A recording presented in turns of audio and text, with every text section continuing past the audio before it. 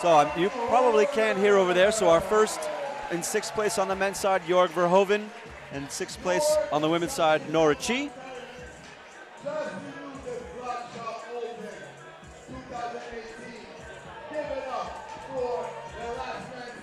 Nora Chi, for the record, 14 years old, climbing in a finals.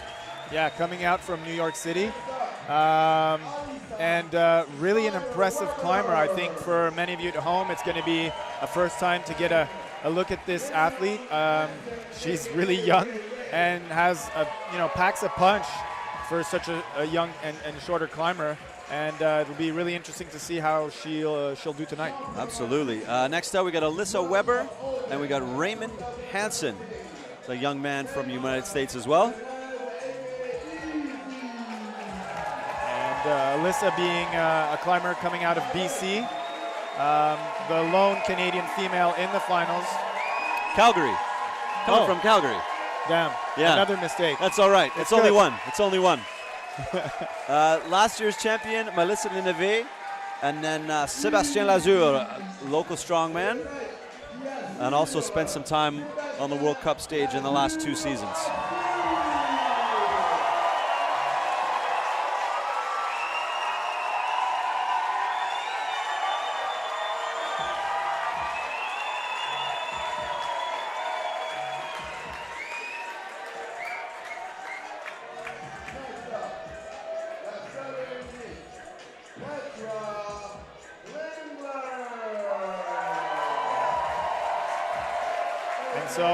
Coming out 4th for the ladies, Petra Klingler from Switzerland. Someone I think we're all used to seeing in finals of climbing comps, and so always a very smiling but strong presence in these finals for Petra, and we're really happy to have her here in this finals.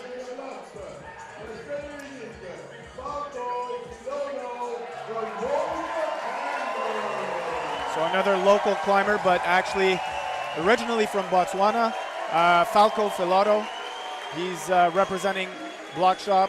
He's on the team here with Seb Lazure, and so we've got a local Montreal contingent on the men's side.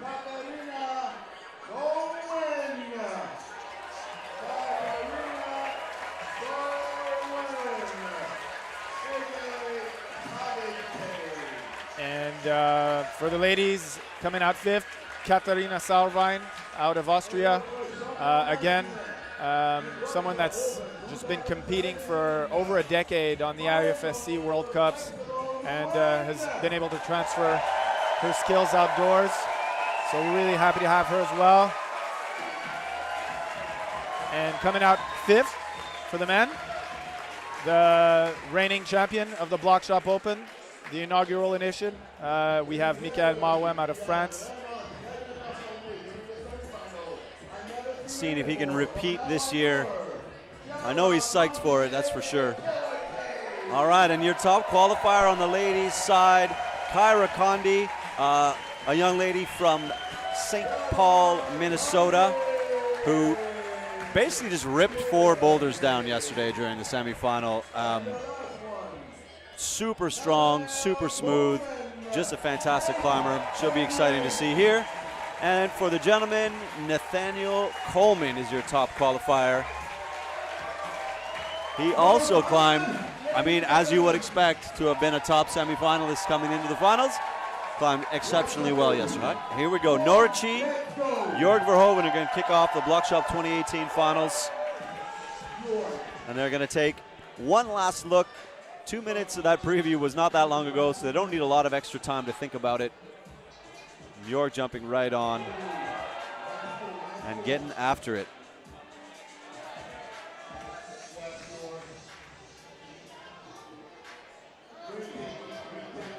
Just got to work your way around this volume with basically no feet on the front side. So there's nothing screwed on the back of those volumes and nothing screwed on the front down on the first 2 holds. So you're pressing and pushing. Absolutely, and they are sort of jutting out those volumes, so perhaps some toe hookery or some heel hooking will be able to help. Absolutely, and you get a look at Nora here making this commitment thinking about making the commitment to this right foot tucked up under that. Very tentative, which is, as these guys told us through both rounds, that patience gets rewarded, but tentativeness tends not to get rewarded. Commitment is what they're looking for. Right. And, you know, on the ladies block, you can see also a triangular volume that sort of prevents you from getting your hips any closer to the wall. Meanwhile, Jorg here getting really close to the bonus. And still making decisions as designed. Oh, look at that. Good stuff. So he's having fun there, it seems. Trying to get his hips out underneath him. But I'm not sure that he's entirely solved how to get out of that body position. So although it looked like it was functioning, he didn't stick with it.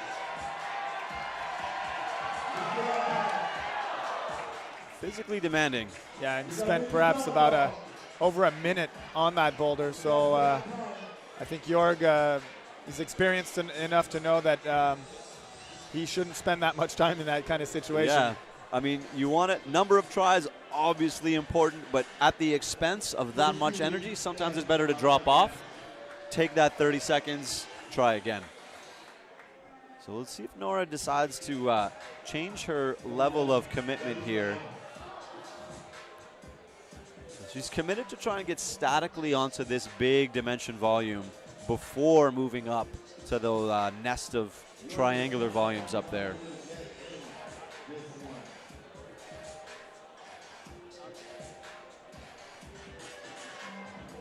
New York taking a well-deserved minute to get some of that blood back into his forearms. Oh. That was a much better attempt by Nora. Yeah, so deciding to move through that instead of trying to stall and match on that volume. Yeah, match the volume, which seems perhaps less ideal. And there's this moment of desperation that kicks in when you think you've solved the right beta with less than a minute to go. You can't wait to get back on the wall to retest your sequence. So she's getting much closer, and you know in the back of her head she's thinking, I wish I tried that on the first minute. Oh. So 28 seconds ago, and Jorg also figuring out the right way to do things with not enough time on the clock. I don't know. Will they give him the bonus, you think? I don't think so. I don't think that was in control. I think he was swinging the entire time. He never really stopped his movement or changed it around. Getting the crowd pumped up. No, it doesn't count if you stick the zone with your feet. You must control the zone with your hand. You cannot use a zone with your feet. So 4+, clock's at 0.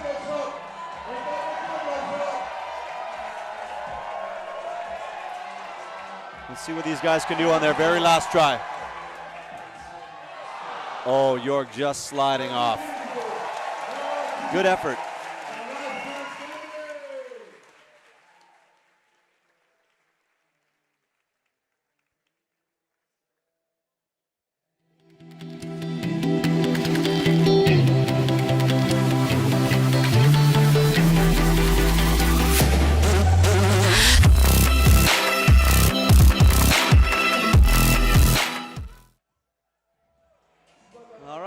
Come back to our next two finalists coming out. It's a long walk. This is the longest walk to boulder number 1 from ISO. They got to come all the way across the gym. But we're going to bring out Alyssa Weber and Raymond Hansen. So we have to apologize. Yesterday we said that Raymond was from Massachusetts, and he's actually from New York. My bad. Once again, Phil making the mistakes again. I don't think I corrected you, though, so I feel culpable. And we've got Brad on the live feed, on the chat, sorry. Brad Robertson coming in with his predictions. Keep them coming. You know, we'll like to interact with you throughout this comp. And yeah, so looking forward to see what Raymond and Alyssa can do on this first round of boulders. And I think, Brad, if you're going to make a prediction, you got to be, you can't be gender biased. You got to make a prediction for the female podium as well, my friend. True that. All right, Ray and Alyssa, 4 minutes plus. Alyssa I've known really well. I mean, I've been around her in competitions for multiple years now. She is steady, she is strong, she's consistent, she's tenacious. Well, I'm definitely excited to see what she pulls out in another Bloc Shop Finals. Raymond, a bit of an unknown to us. Not a lot of time spent on the open circuit in the U.S. So we're learning as we go with Ray Hansen. Yeah, and DD type asking a question, did Nathan Smith participate? No, he was part of the route setting team. So making sure these boulders are nice and challenging enough for the competitors. So Nathan Smith did not participate as an athlete. Oh, and it's interesting to make that decision, right? So you grow your career as a route setter, you know, even a very strong local climber making a decision to be part of the route setting crew. Not an easy decision, but, you know, I like seeing that for sure.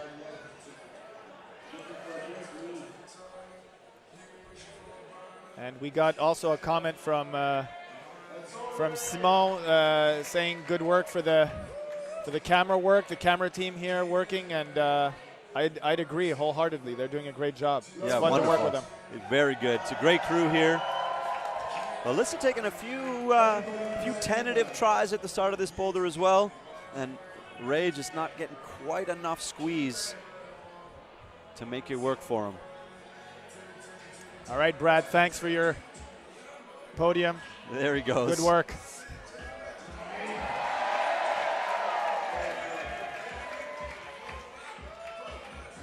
Ray grabbing one of the only 2 holds on this men's #1 boulder. And Alyssa figuring out that barn door doesn't have anything to oppose. That's a flat volume on the right-hand side, and there's nothing to put your left hand on. It's designed that if you try that, you're going to come spinning off. Right, and also just the shape of that volume, you can see it really well. It sort of impedes you from putting your right foot out. If you would want to match it as maybe a lie back or just a side pull, you know, you'd want to have your right foot to the right, but it's impeding that. So you need to find another way to go about it. It's a great use of volumes to restrict movement versus just volumes to create movement. I know not everyone loves the amount of volumes that show up in modern route setting, but in the right instances, they change the angle of the wall and they change the way that you make the climbers move. And when these guys are this good and this strong and this creative, you have to find ways to make them guess, second guess, and work a little bit harder. 1 minute to go. Ray is showing you how hard it is to just grab that volume all by itself. It's an interesting shape under there. It's not quite flat. It's got a little bit of contour. It's a pretty wide, pinchy, slopey, underclingy thing. Yeah, and you know, there's a lot of texture on these dimension volumes, of course. A lot of those can be seen on the walls here at Bloc Shop, but you know, you still got to pinch like crazy because you're in a steep part of that wall. So Absolutely. You need to, you know, really crush those volumes with your hands, and Raymond having some difficulty with that. Alyssa Weber. Oh, again, at very, very late in the time frame, working out that if you're more dynamic, you're going to get successful on this boulder. So with her second last try, she figured out the beta. With 1 try to go, with zeros on the clock, we'll see what we can do with both of these guys. So Alyssa going to feel the pressure of everything into this 1 try. A few deep breaths.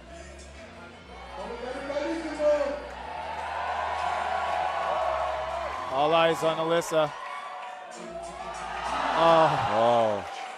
So getting a touch on that bonus hold, but just not being able to latch it. No, a great attempt. Unfortunately, too late in the clock to be able to put enough tries in with the right beta. So interesting. A high-risk boulder, depending on how you try it.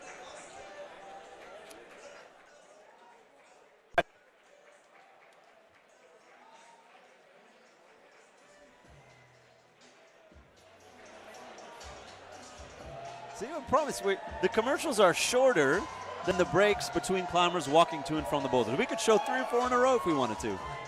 It's going to work out really nicely. So meanwhile, we've got Brad, who's writing to us quite a bit on the stream. He says he predicts 0 tops for the men on boulder number 1. So I think that's a gutsy call, Brad, because we got some really strong competitors coming up. Yeah, absolutely. And the last move, it looks, I mean, it's hard, but the last hold, it's a jug. It is. It's a really high, foot, and it's going to be a bit of a jump to get up there, but it's a great hold. Yeah, it's a really good hold. Although, we'll let you in a little secret. We were watching Jackie up on a ladder, sanding off the texture on the top of the volume on the top of men's number 1. Yeah. So it is there are 2 volumes that are screwed together, and the very, very top and the far left side that you see have been sandpapered down. There's basically no texture. So not enough to make you fall off, but enough that when you get up there to grab it dynamically, you are going to be surprised. So route setters love this. How do we get little tricks here and there into these athletes, make them think, make them work?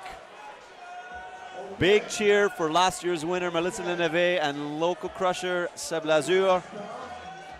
Maybe we'll see our first 2 tops.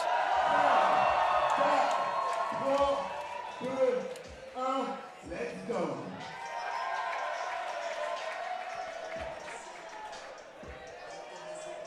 I'm going to go right out and say that Melissa tops this boulder.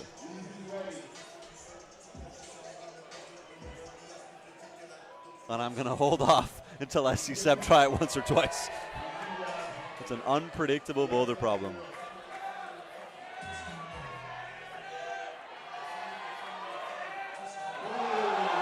So Seb opting to power out with his right hand. Wow. Using that as a Gaston, but he's looking really solid so far. I'm impressed with the way he stuck that. And moving through, I'm going to say easily. Wow.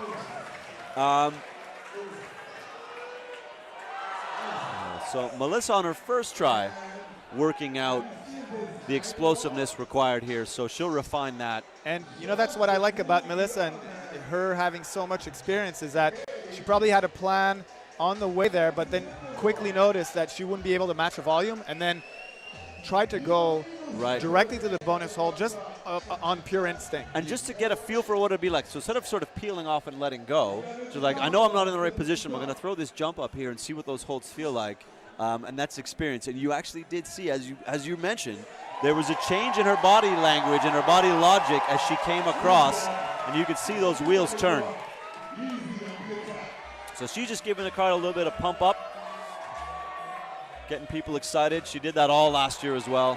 We love to see that. So, I hadn't thought of that beta, the one that Seb is doing. And now he's surprising me even more. Yeah. But, yeah, I think it seems like the more efficient way to go about it. And this jug, it's a jug, but the momentum of the swing takes you out of the best part of that hold. So you can see that Seb is obviously strong enough to pull on those volumes, and then he doesn't have a huge swing, but he can't quite make that bonus hold stick. Yeah, and what's exciting is we've got 1 minute and 30 seconds left, and I think both climbers have gotten a good feel of what they need to do to have success on this boulder. So, it's a matter of them concentrating and bearing it down to get it done. Absolutely. And the question about Alex Megos, I don't know why Alex Megos isn't here. I'm not sure who they talked to. There are conflicting schedules. The Adidas Rockstars was last weekend. I know that a few athletes were there. Alex Puccio was at Adidas Rockstars, and maybe to come back from Germany to Montreal is not on everybody's schedule. But I think, it's a great question. I know we're going to get more and more international athletes coming to the Bloc Shop Open. Let's hope so. Yeah.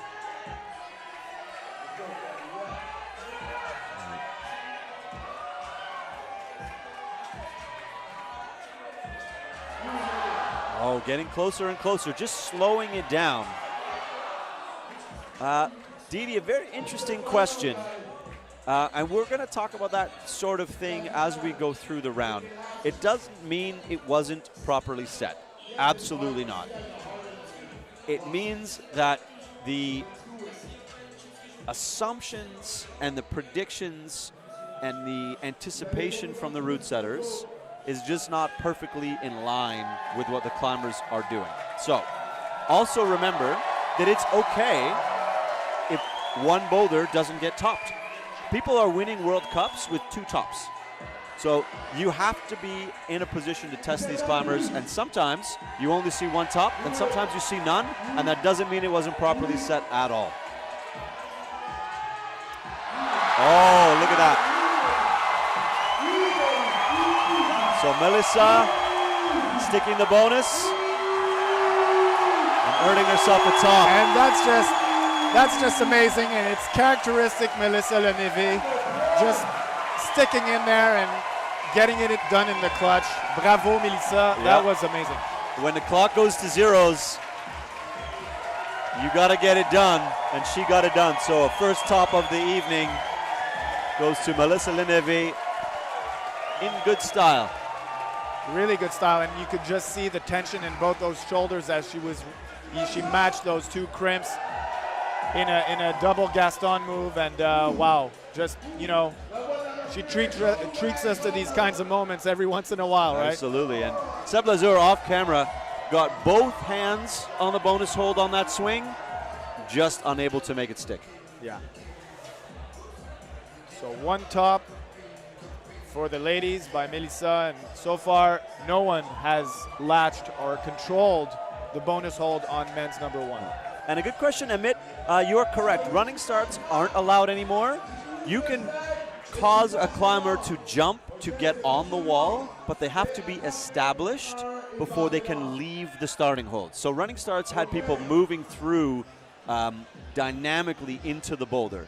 Here you can make them jump to get on the wall. They're only running because they don't want to jump straight from the ground, but they have to have both hands and both feet established before they can move out of that starting position. So you're correct. Running starts aren't allowed anymore, and this is not in fact a running start.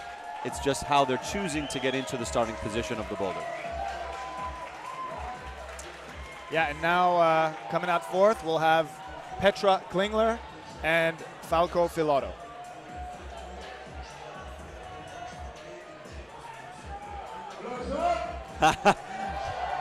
Pete Woods is not drinking whiskey tonight. He is somewhat fighting a head cold and has been for a few days now, and didn't want to risk whiskey and cold medication. Not entirely sure that it would have left me being super coherent to get you guys through this live stream for the finals. Falco bearing down. A bit of a right wrist injury, but obviously nothing too serious. He got himself into the finals.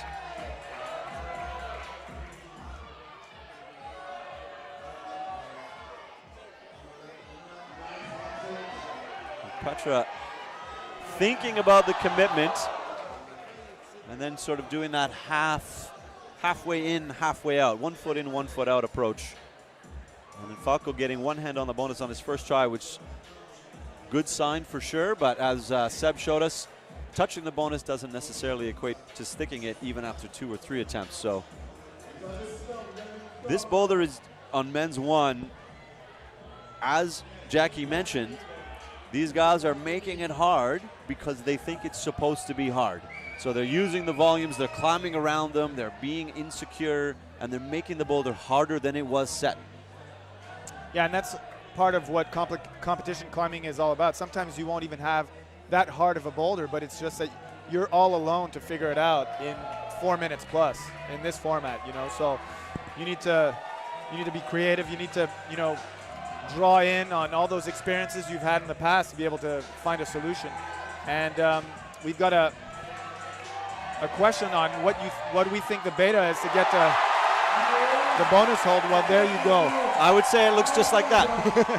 I would argue that is the beta. So now we're going to get our first look at the finish move. We're going to see what he decides Oh. Good recovery. Yeah, he didn't really fully commit. So you saw he tried to avoid doing the move as it was designed, and then it immediately slipped and went back to it. That high inside foot, that creates a really big, powerful, dynamic movement.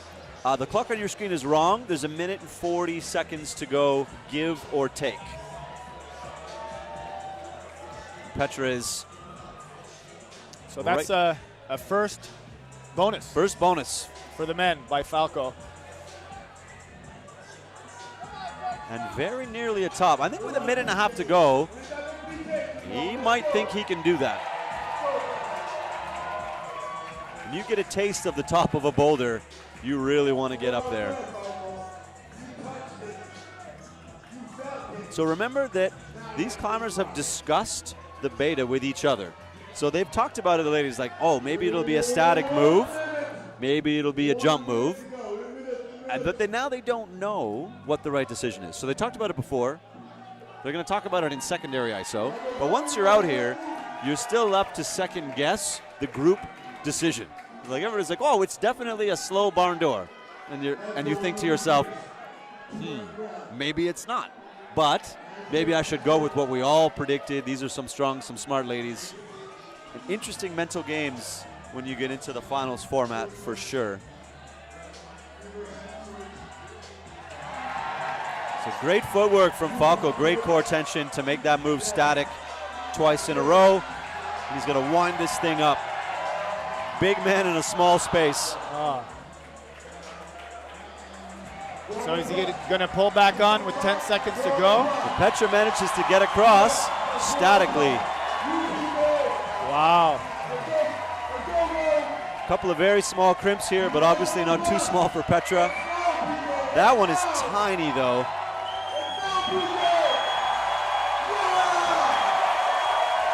So 2 tops after the clock runs down, and Falco managed to get on before the clock ran out as well. Yeah, and you know what? We're going to have to bear this in mind going forward, because Falco, he had a really strong effort just before, and you know, that's tiring to get that high up on this boulder. And he went back to that, Lord, let me do anything but put my left foot where my right hand is. Didn't quite work out for him. But great effort, first man to get to the bonus. And Petra with a great top right down to the wire.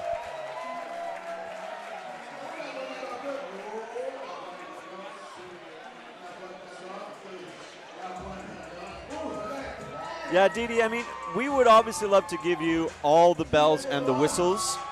We do run into a cost-prohibitive model in which we can't give you 4, 5, or 6 cameras on the floor. We can't have running clocks. We can't have names and all these sorts of things.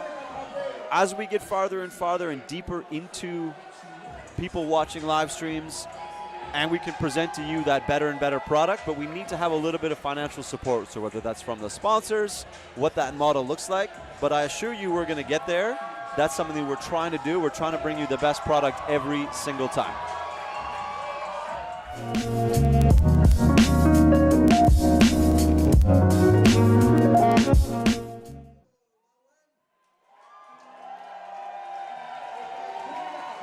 All right, reigning champ, Mika and Katarina Sarwen, who both obviously climbed really, really well yesterday evening, earned their spots.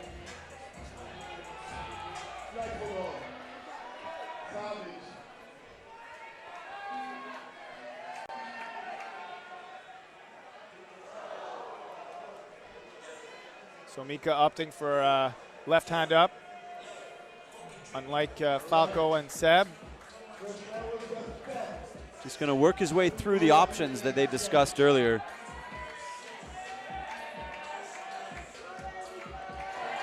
There we go. Option number 2. Yeah, adapt and improve.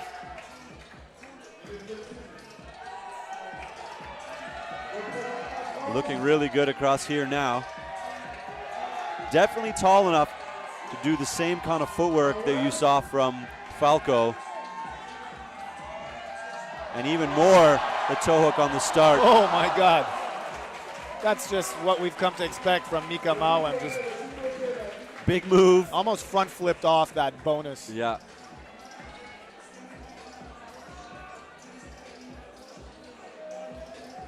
So Katerina once tried to go static.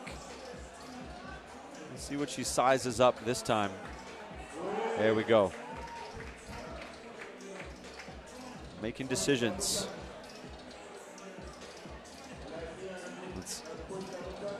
Part of the idea, the root setters putting volumes across as footholds like this is so that the decision is up to you where to put your feet for a particular move. So if you put 2 footholds, then you design the movement. If you put a volume, which gives you 2 or 3 feet worth of space to put your feet along, and then there's also the second option of how close to the wall or how far away from the wall am I. Now you can make people second guess their footwork and really make them make decisions while still presenting them with the movement. So this is the footwork. It needs to go in this direction, but the precise placements are up to you. And you've seen a little bit of everything on this one. Mika immediately going shirts off. He's got this crowd in his back pocket, so he knows that's going to come in the clutch. Absolutely he does.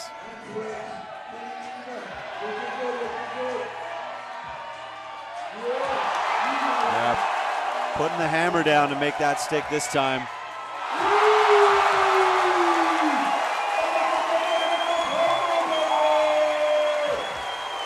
Really good work. That was really slick how he pumped up and put his right arm there to latch that final hold. It's a big jug, but as you can see, it's more than a meter out from that bonus hold. So props to Mika. And he looked more comfortable in a position, more flexible, I would argue, to be able to have that foot up that high and generate that kind of upward momentum by being able to get your hips up and over. So that's definitely a flexibility asset when you're folded up into that position. Really good top from Mika. So with only one climber to follow, it puts you in a good spot right away. And opting for a more static beta with just under 30 seconds to go. Earlier on, I believe she had tried to go for the dynamic beta. So let's see what she's going to opt for. She's going to run the clock out to have one last attempt. It was a really good look as you see Mikael making that last move work. Big dynamic chuck for the finish. So 5 seconds, 3 seconds to go. So Katerina's tried both. As Phil was saying, she's tried dynamic, she tried static. This is the time to make your final decision.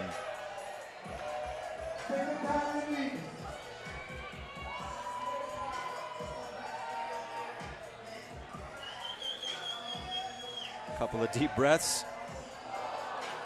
It looked like she opted for something completely different that time. She went trying to get her right foot up to stop that sideways movement, and unfortunately it didn't work out for her. So tried both.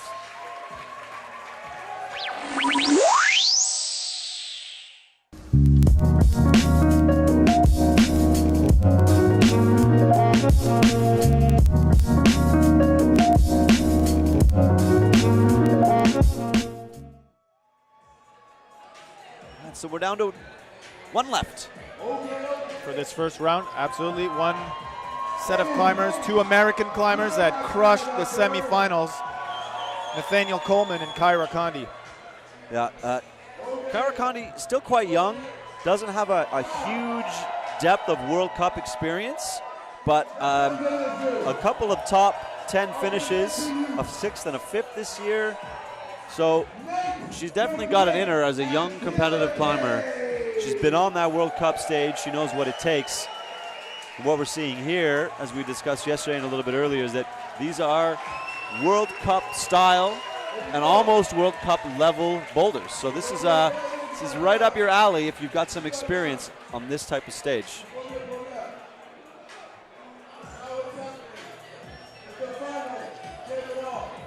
So here we go, 4 minutes to see Kyra and Nathaniel. Either of them going to flash it, Phil? What do you think? Oh, that's I don't know. I think Nathaniel, he could flash it. And why not Kyra too? I think you're right on. Well, second try.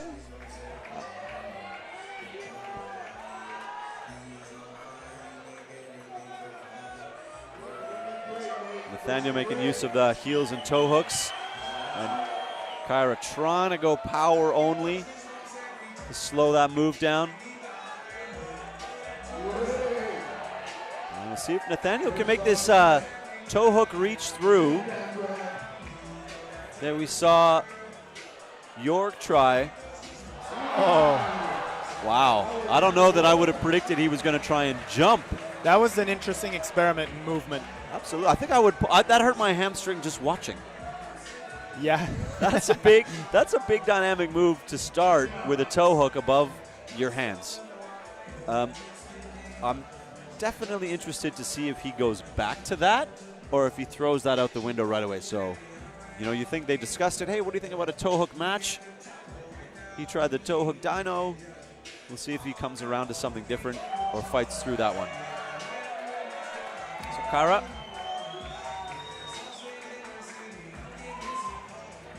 Looking uncomfortable, I would argue. Yeah, and not making use of the heel toe that's afforded to her. But I think she just figured out now that she needs to perhaps drive by and go over to those two crimps and the bonus.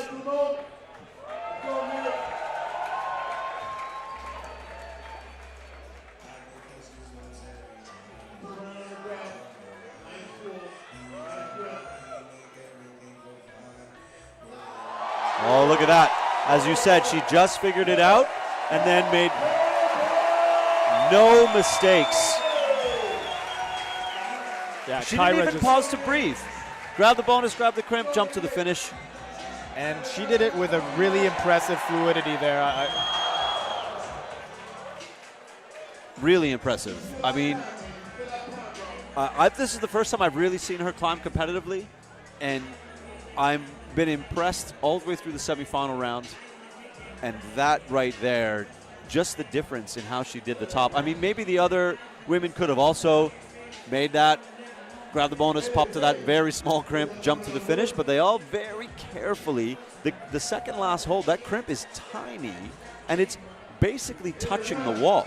Yeah. You got to fold your hand in there. You can't put too much meat behind that one. No, and she just grabbed it and jumped. So this is what we're coming to expect. And for me, it's just the comparison between the different styles. You had Melissa that did it really strenuously in a double Gaston, but, Kyra, she just looked super at ease. Like, it looked a lot easier for her to stick that move. And Petra, she actually did it really statically. So those three ladies, making everything work for them.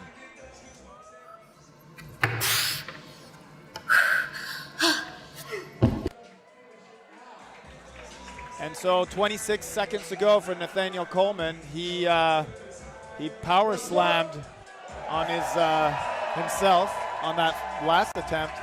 And he knows he's just going to have to put that much more squeeze into the move to the bonus.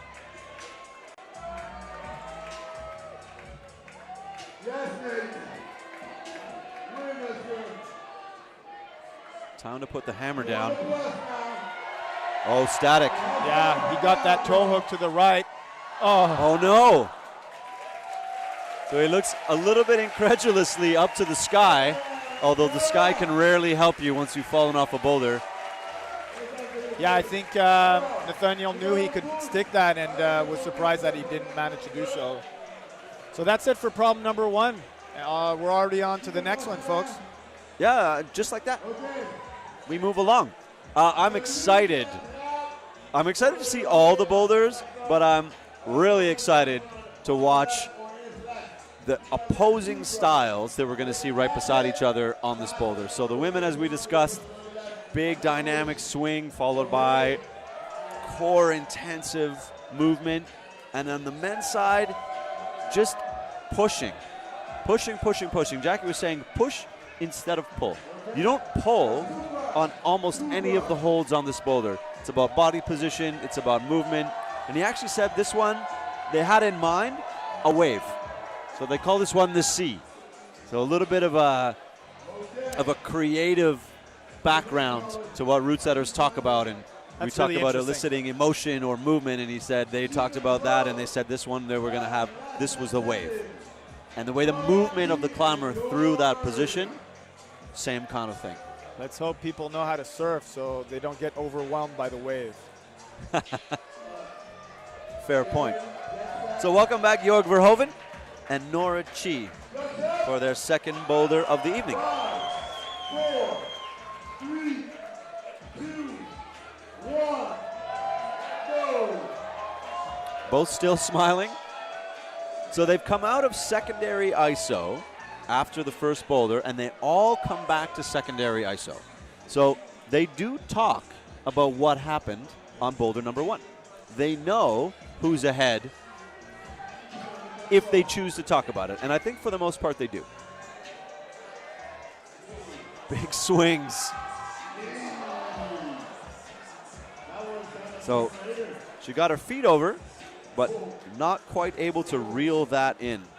Yeah, and it's interesting how you can try to reel that in, because you need to get your hips over your feet as your feet land on that volume, and then keep that momentum going left to be able to get that next big hold. Meanwhile, on problem number 1, so you might not see it because you're going to miss it, but Jorg's putting his right foot up on a small screw-on jib that's the same color as the rest of the module, and what he went up to get on the underside of the triangular volume is also a gray screw-on. And as we watch Nora stick the jump move on about her 3rd try. We get into these crimps. All dual textured on the bottom, so there's not a lot of thumb going on here. And then your only foothold is the top of that triangular volume and a bit of a toe hook.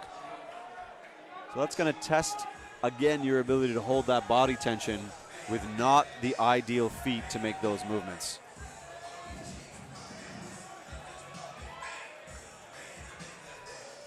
Jorg just not looking comfortable at the start of this boulder. And Nora showing you that once you've figured that movement out, it's definitely easy to repeat. It's not always the case. Sometimes girls figure out a movement, and then you watch them try and they're unable to repeat it. So even though they've got it right, it's just too difficult. So nice work from Nora here. Campusing through the crimps. Yeah, and those crimps are capped, so you need to be really precise. Staring down the final hold. Oh my goodness. Quick look up at the clock as soon as she hit the mat to see how much time she had left to try again. So hopefully didn't sap too much energy on that attempt. Looked good through the crimps. Yeah, really about a minute and 15 seconds left. Oh, and Jorg opting for a new beta and getting his hands up higher up. Yeah, and making it work. 1 minute. So a perfect example of how bad the footwork is on this boulder. He wasn't moving at all. He was just standing there considering what his next move was going to be, and next thing you know, you're on the mat. And that's hard. That plays mentally, knowing that you've got to put full concentration in the whole time.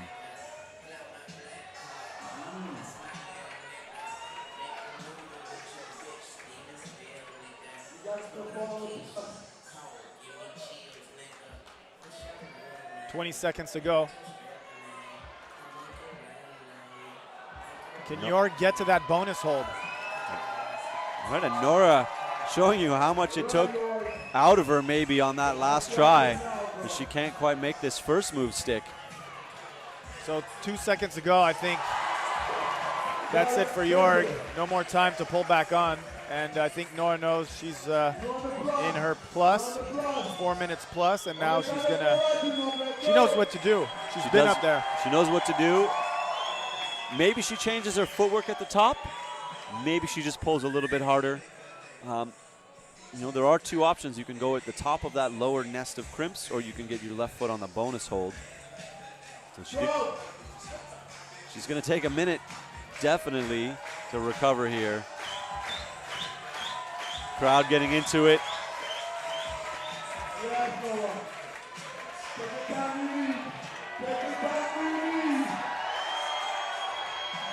Still got enough to campus. Crossing under. Up on the bonus this time for the foot. Just unable to latch the top. Really good effort. Really good effort from Nora, but to come away without a top, she'd probably be a little bit disappointed. Yeah. You know that tops are valuable. You touch that hold, you really want to really put it down.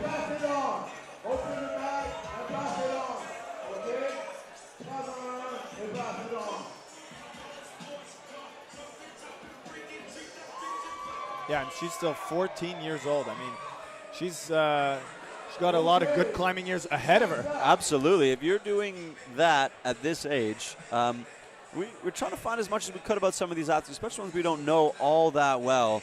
And tough to find a lot about our friend Nora, but last year at Youth Nationals in the Americas, she was 9th, and the year before she was 5th. So in her Youth B category, she's climbing in the top 10 at a national level. So definitely not to be taken lightly. Junior Nationals, that level is coming up every year as climbers start getting better younger. The national circuit is no longer the younger ages were always sort of the introduction to competitive climbing. And now you're seeing really strong climbers come out of that Youth B category. Yeah, for her to be in a senior comp like this, it's huge. It's going to be good for her confidence going forward. Absolutely. Didi, after the time is up, they can stay on the wall until they're done.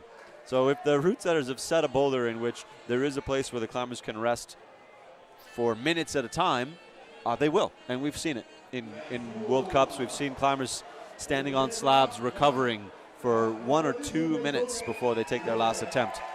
So that's why officially the IFSC has moved away to 4 minutes only in the finals. And then here we're doing 4 minutes plus. I know Tonde prefers it. I know he loves the drama that it brings to that one last try. And as you saw, our 2 tops on the first women's boulder came after time expired. Absolutely. It's not the IFSC format, but it is, I think, a really fun format for the show, and the crowd here is loving it, and so am I. Yeah, it's my favorite. I do like that, the 4 minutes plus. I love what it brings to the event. It might not be the easiest if you're trying to plan your commercials for the Olympics and you don't have an event with a predictable end time.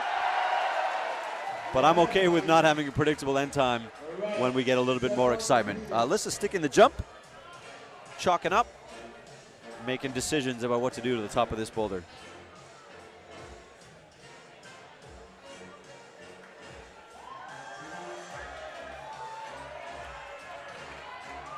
Getting that same toe hook.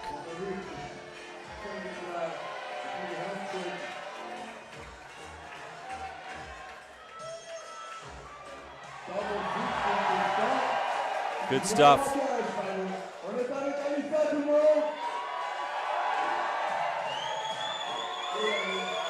Getting a little bit shaky up there. Got to keep that power. Yeah, and you saw her opt for that high foothold. You know, that makes it a bit harder. You're a bit more bunched up for that final huck up to the big last jug, but she's got some time to rest and rethink that if that's still her beta. If that's still going to be her beta. And you could see that she looked really good through the beginning of the boulder, same as Nora. Got on those last 2 crimps after that tic-tac, and then suddenly looked quite tired. So it's a sapping boulder once you get into those crimps. It's steeper than it looks on TV. So you got to remember how much force they're putting down with really footholds not in ideal positions. Exactly. That's what I was going to say, is that you have 2 choices and none of them are optimal. Exactly. Not ideal scenarios. Now Ray working through the beginning of this and having about as much success as Jorg did, which is disappointingly not that much. Very smooth that time. Very smooth from Alyssa. 37 seconds to go. Ray is desperately taping or untaping a finger over there. Yeah, Raymond, he has a right beta, I believe.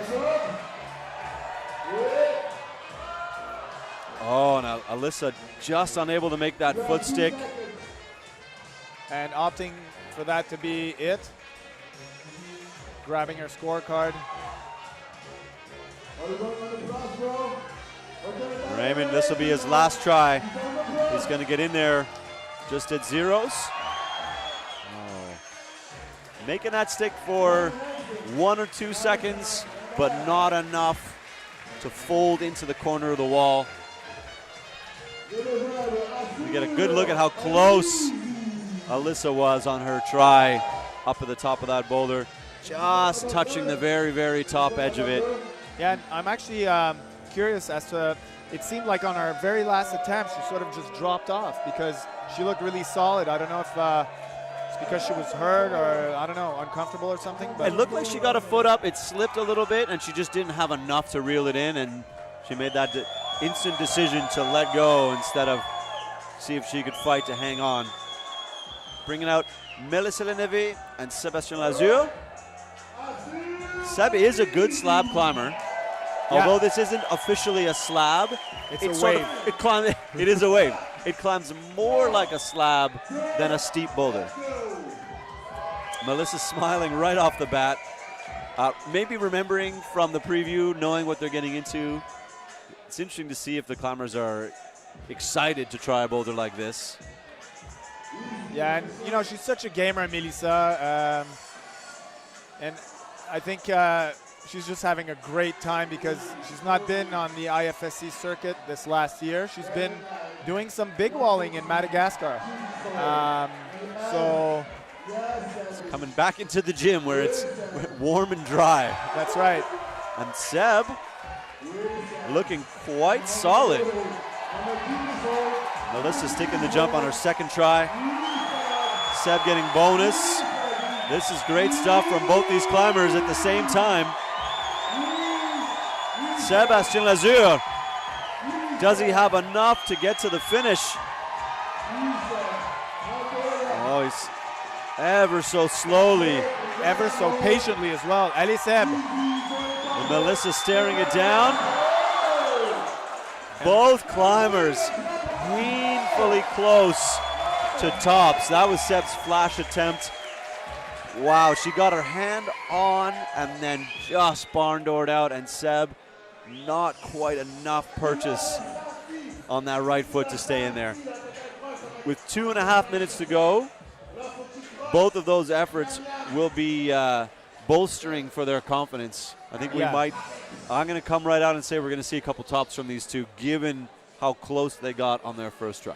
Yeah, and both these climbers came out strongly on boulder number 1 as well, but the difference being that Melissa topped in her extra time, and Seb actually, after having, you know, gotten a hold of the bonus hold on problem number 1, was not credited it because he had not controlled it. Right. And so he really needs to top on boulder number 2 here, and I think he knows he can do it. He's got just under 2 minutes to go, and you know, the whole gym here is getting behind hometown favorite. Absolutely. And you Sébastien Lazure. And just saw on that replay that actually his feet popped on the way to that hold. So it wasn't about a lack of left hand strength. It was about that left foot just coming loose and then having suddenly nowhere to generate momentum from on the way to the finish. So Seb immediately back up into the position in front of the bonus, but unable to make it stick this time. Yeah, he's still got some time. He knows the beta. And now we can concentrate on Melissa. It's a great angle to show you these scrimps. Making decisions, changing her mind, staying low and locking it off. Et ça, c'est l'expérience qui parle.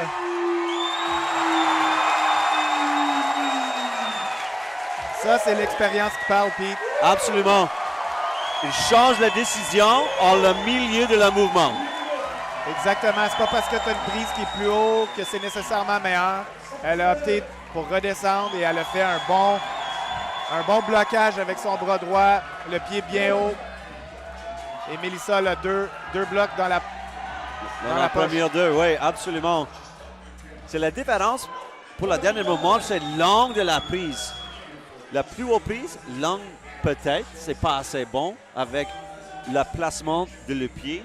Donc elle a fait deux différentes décisions juste au moment de finir le bloc. Elle a fait un bon style. Oui, puis tu peux voir aussi à quel point elle est en déséquilibre avec la dernière prise. Comme, même si elle est positive, ouais. il faut vraiment que tu tiennes fort parce qu'elle n'est pas positionnée optimalement. Tu es en déséquilibre tout au long. No, it's not over just when you have one hand on the finish hold. And I'll tell you in a minute after Seb tries this. With no time on the clock. So this is Seb's last attempt and just unable to make that foot stick. Proud attempt by Seb. Only man so far to get the bonus. So here's a great look at the lock-off.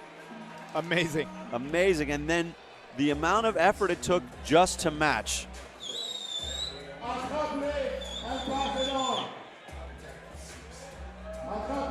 And then that is an excited face right there. Yeah. It's so great to see her climb. Two tops for Melissa, and yes. So far, my prediction is going in the right direction. Yeah, true.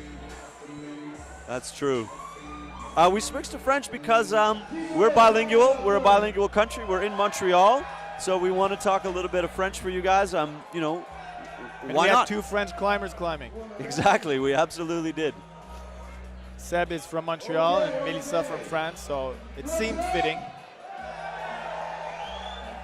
So I did watch a conversation between the route setters about the angle of the finish hold on women's number 2. So they had about a 5-minute conversation about whether they should turn it to be more vertical or more flat.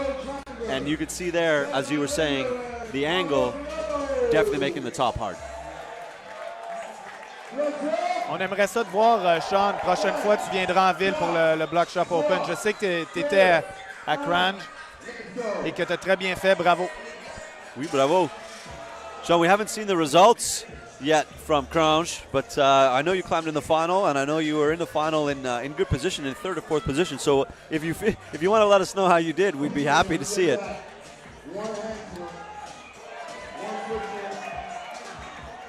Oh, and Petra trying to do the move statically. I mean, it's far.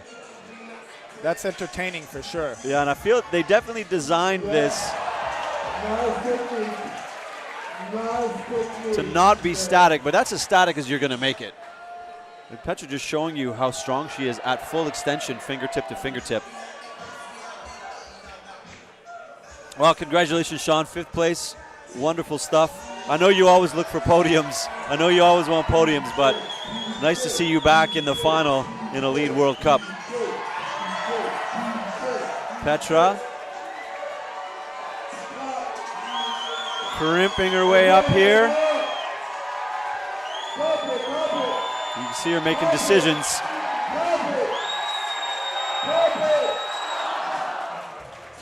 Getting her mitts on the last hold.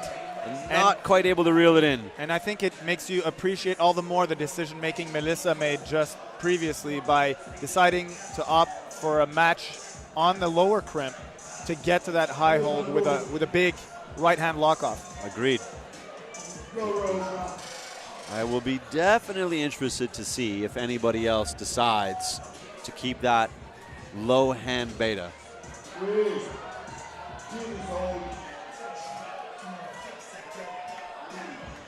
Falco is showing you how hard,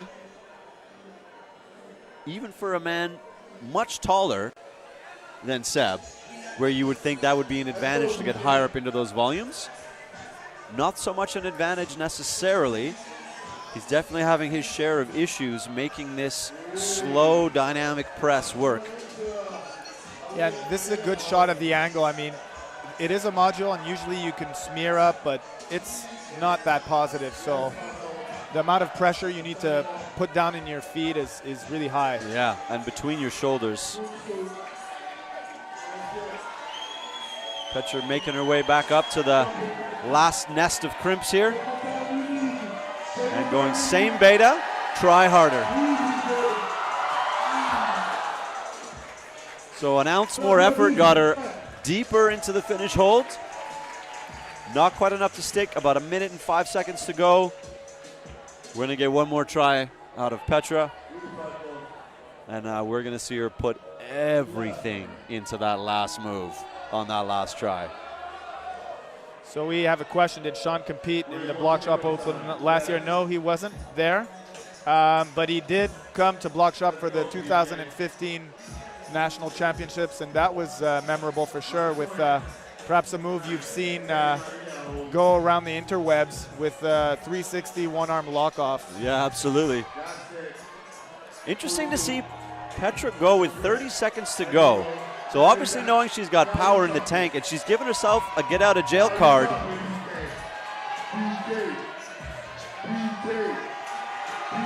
Get that lock-off going. She's like, kind of looks up with the what do I have to do? 10 seconds. She's getting back on. She's going to give us one more.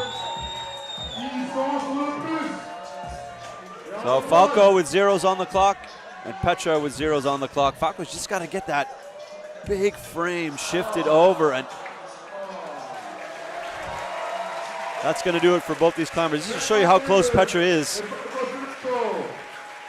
Wrapping it up, and then just too much of that barn door swing.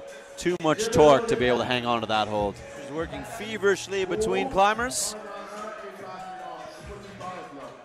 And we're down to two. Mikael Marouem and Katarina Sorven. Gonna show us what they've got. Boulder number 2. Yeah, always kudos to the brushers. Especially on slab. You got to get all that residual chalk dust that sits like ball bearings under your feet. I like that description. That's pretty apt. That's what it feels like, at least.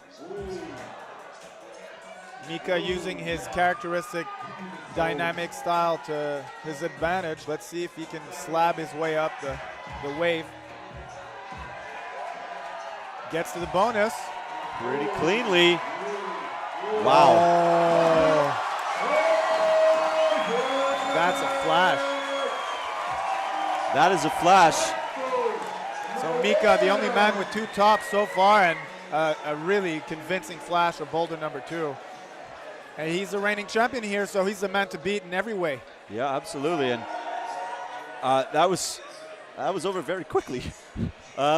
He made that last move look inconsequential, where Seb made it look like the hardest move on the boulder. And meanwhile, Katarina Sauerwein establishing herself, looking controlled.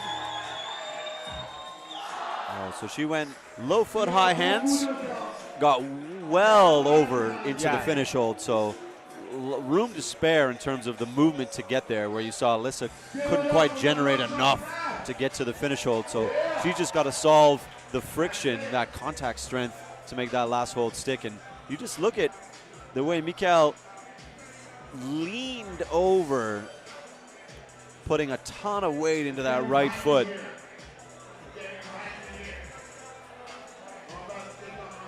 Asking the crowd for a little bit of love right at the top of the wall. Yep, he's a crowd pleaser. Katarina having a sit down while she ponders the top of this boulder, tries to recover some of the spent energy from the first 2 tries. 2 minutes to go, just under 2 minutes, so she knows what she's doing. Yeah, and 2 minutes is a lot of time when you've touched the top of the hole at the finish of a boulder. You kind of have that mental game to say, do I take a little bit longer to rest because I'm quite confident I can do it on my next try, and then leave yourself a safety net of 30, 45 seconds if you don't stick the last hold. She's given herself a lot of time. So she took a good rest, but has also got a lot of time left if this doesn't work out as she hopes. Perfect.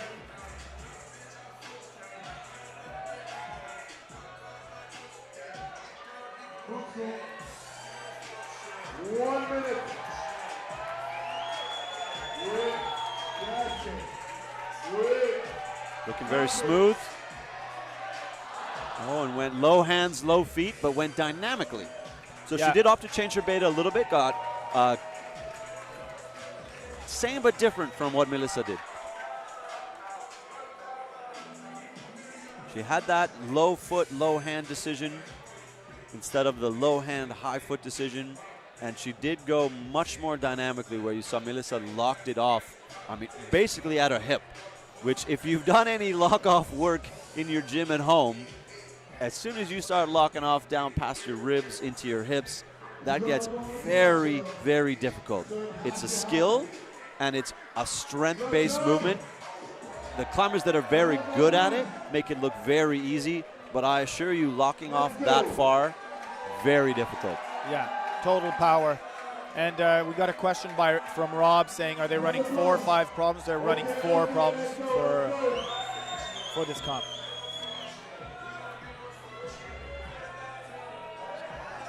Katarina on her absolute last attempt with no time on the clock.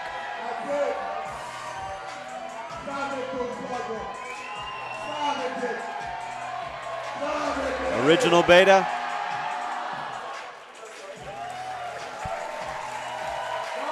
It's like, what do I have to do? So, you know, just seeing, rethinking about that last attempt by Katarina Sauerwein, it makes you appreciate, as I said a bit earlier, the wherewithal that Melissa Leneve displayed by opting to match that lower crimp. She's the only person to have tried that. So far, we got Kyra Condi still up in the running. She's the final competitor to come out on this boulder in a couple of seconds. And it'll be interesting to see if she's got the power to maintain, you know, the final hold if she gets up there, whilst, you know, holding that right hand Gaston, because so far everybody that's tried that has either overshot it or not been able to control the swing. Absolutely. And the style that she climbs in and the power that she displayed yesterday and on the first boulder, you've got to think that she has both the dynamic ability and the contact strength to make that last move look relatively pedestrian.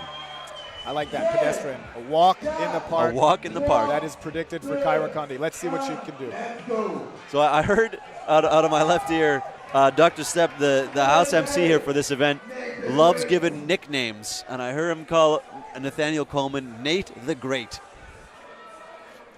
Not a terrible nickname if you're going to line up nicknames. No, and quite fitting for a competitor that has done so well, you know, in North American comps and, you know, the national U.S. finals, has won them for the last 3 years, and actually done it in impeccable style, usually flashing a number of boulders. So here we have Kyra on her flash attempt, looking very confident.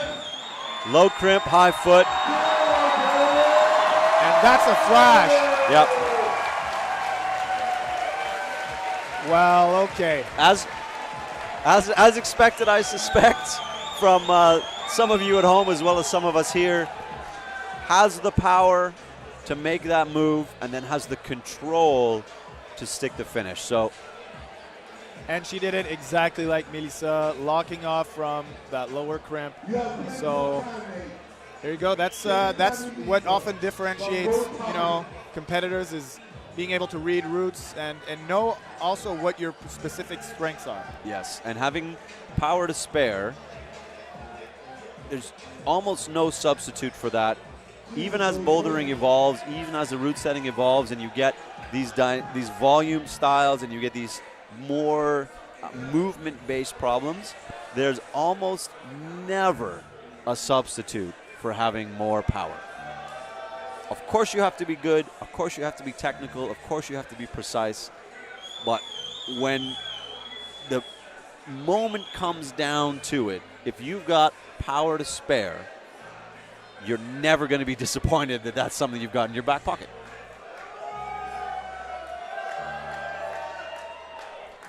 About 2 minutes left on the clock. And Mikael is the man to beat with 2 tops so far. Nathaniel got the bonus.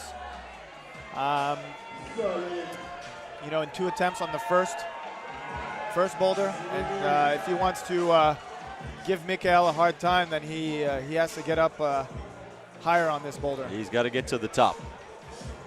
Absolutely needs to get to the top.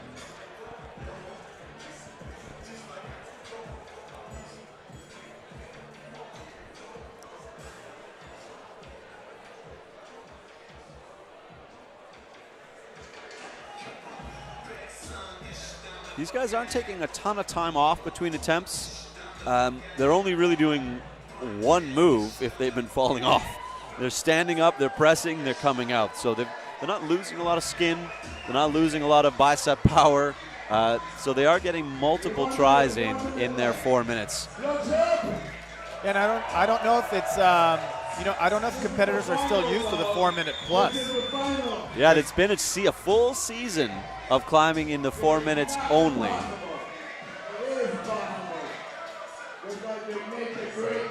So interesting little heel hook here to get some over. So not everyone's been successful with that. And then you just watch this, the change in hip position to be able to get over without falling away from the wall like you just saw there.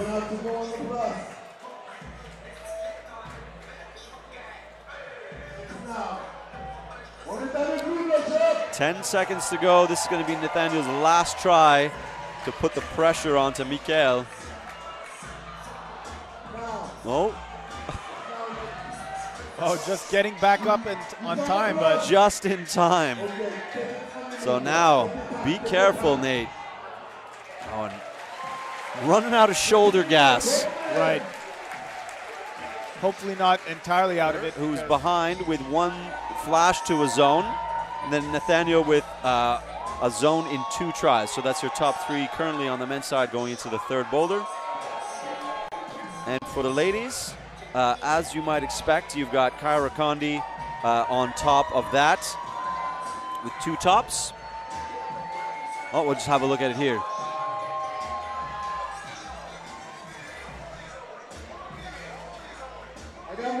And then for the ladies,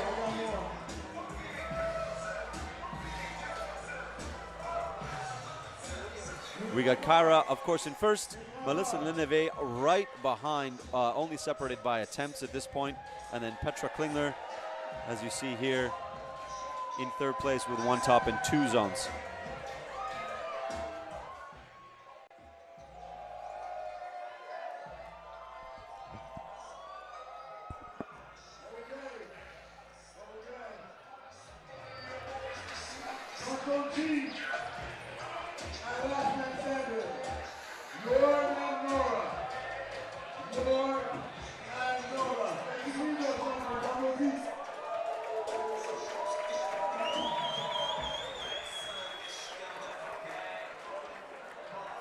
So boulder number 3 is a very different affair for a very different thing for the ladies and for the men.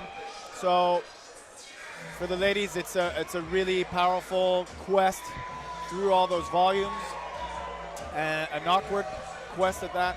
Whereas for the men, we've got a really technical and powerful slab. Right, and an awkward quest and a long quest and a decision-based quest for the ladies. Lots of options, lots of places to grab those volumes, lots of places to put your feet. I'm excited to see how this slab climbs. You know, you always, you want them to be hard. You don't want everyone to flash everything, but you want them, you want to see the movement. You want to see how the boulders climb because that's how they're designed. You know, it'd be like painting a picture and never getting to hang it on the wall is to set a boulder and not see them get topped. So we want to see the boulders get topped for sure, and we love seeing how hard these guys have to work to earn their tops.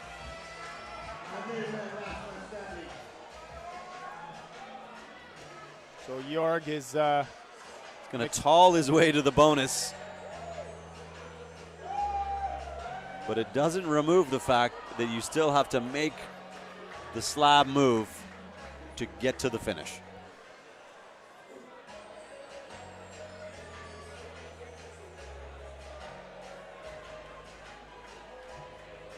So Nora popped off on her way past that first big volume. There's nothing underneath that one if you're curious. There's no screw-ons on these big volumes here. Flat on top, flat underneath, and that hold is tough to tell from this angle. The hold on the triangle dimension volume is pretty much a sloper. And, you know, my money is on York for this problem because he's such a, I mean, seasoned outdoor climber on awkward faces. He's gone up on you know, the nose and dihedral wall in Yosemite. He's done really hard multi-pitch routes in difficult conditions. So I think he's got the skill to get this done. And he's done his fair share of World Cup slabs in his career. So he's up there. So can he make the commitment move to the finish? Crowd wants to see it, as do we. This is committing, this last move. It looks and so look close. At that, look at that. Really smooth. And then just. There you go. Yes. Great stuff. So basically York just showing what his skill set is all about, and wow. So then you saw the moment in which he knew he was in control as he tipped over, and he kind of waved his left hand at you. That definitely letting the crowd know that he was going to top that boulder, that no chance he was going to come off from that point. Yeah, and it's funny, I saw the brusher, you know, going and brushing that bonus hold on the men's problem. It's like, you know, we saw Jackie Godoff just, you know, sandpapering that hold to oblivion earlier on, so I don't know if that's going to be useful at all. I don't know that if you poured water down the top of the wall that it would change its course when it met that hold. It's essentially a piece of the wall, but they brush it anyway. Yeah, and I hope we get a replay. We did get one, but I'd like to see it again, just how Jorg managed to, you know, get his hips and get his weight over that, you know, big hold to be able to have the right foot on that last foothold. Yeah, a perfect example of slow and steady, exactly how you need to climb that boulder. You got to be patient. You can't rush it. You can't get ahead. You got to just climb smooth and easy. Tops, bonuses, tops, attempts. No, the scoring is the new system. So number of tops followed by number of bonuses. Then it's number of attempts to top, and lastly, number of attempts to bonus. Yeah. So, sorry, Nora just putting in a real fight, heavy effort. I mean, I think she pulled on that boulder 6 times over the course of those 4 minutes and just put everything in to try and get past that big sloper. This is a sapping, powerful boulder. Here we have a good look at Jorg at the finish here. Yeah. Smooth, hips close to the wall, that right foot never wavered, and you watch just right here, just a little wave. Yeah, I'm gonna do this boulder, don't you guys worry about it. Awesome. Loving it. A little wave on the way down. So that's gonna bring us Alyssa Weber and Ray Hansen. We're about to find out how much Ray likes or dislikes slab climbing.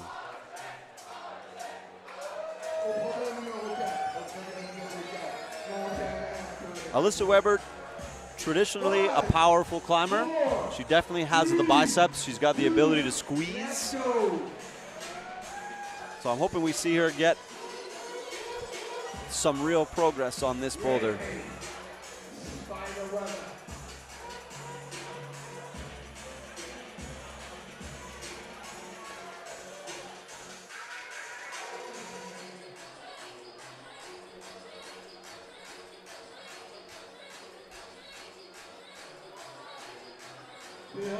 Making decisions.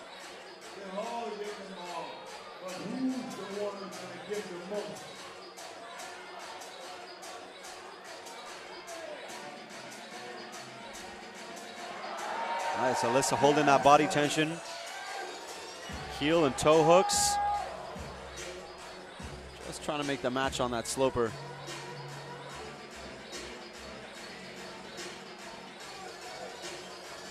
And as you see Ray trying that, the move across the beginning of this slab actually needs to be a little bit dynamic.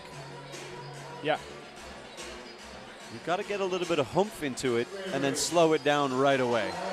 Yeah, and that's what Raymond has been able to do right here, getting that toe hook out left to stop his momentum going too far out right. And then just ever so slowly.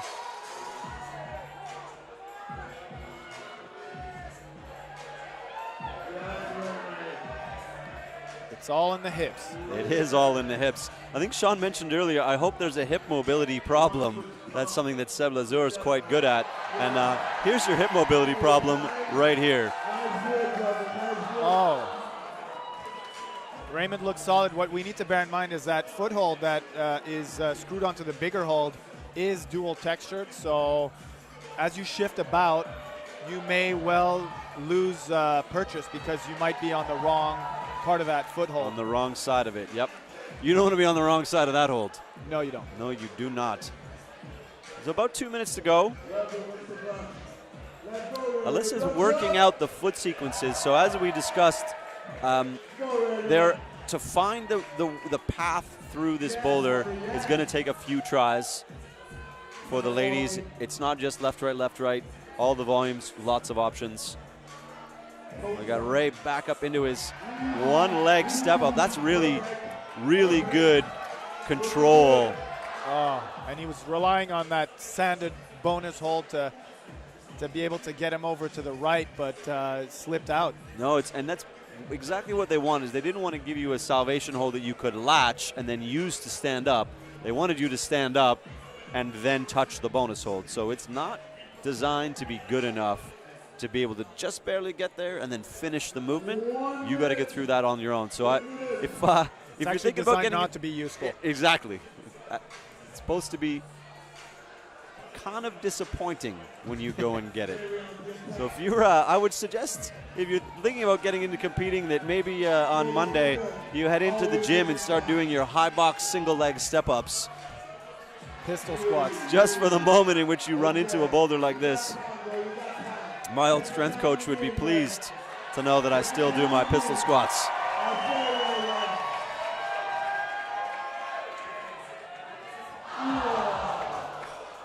And once he got all of his body weight onto that foothold, as we see Alyssa matching the sloper, but unable to release those salvation toe hooks at the start of the boulder. So 10 seconds to go. Alyssa looks tired, I'm not going to lie, trying the beginning of this 4 or 5 times. Yeah, but she's definitely going to pull on for one more attempt. It looks brutal, that boulder. It's everything she can do to maintain the heel and toe hooks and hold this sloper. And this is a girl that knows how to pull on powerful boulders.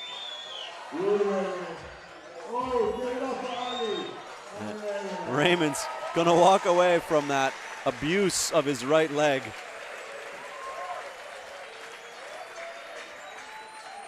So good effort from these two, and a good look at how insecure the foot placements are on this slab boulder. We are getting a lesson in lots of different styles here. And we're privileged to do so.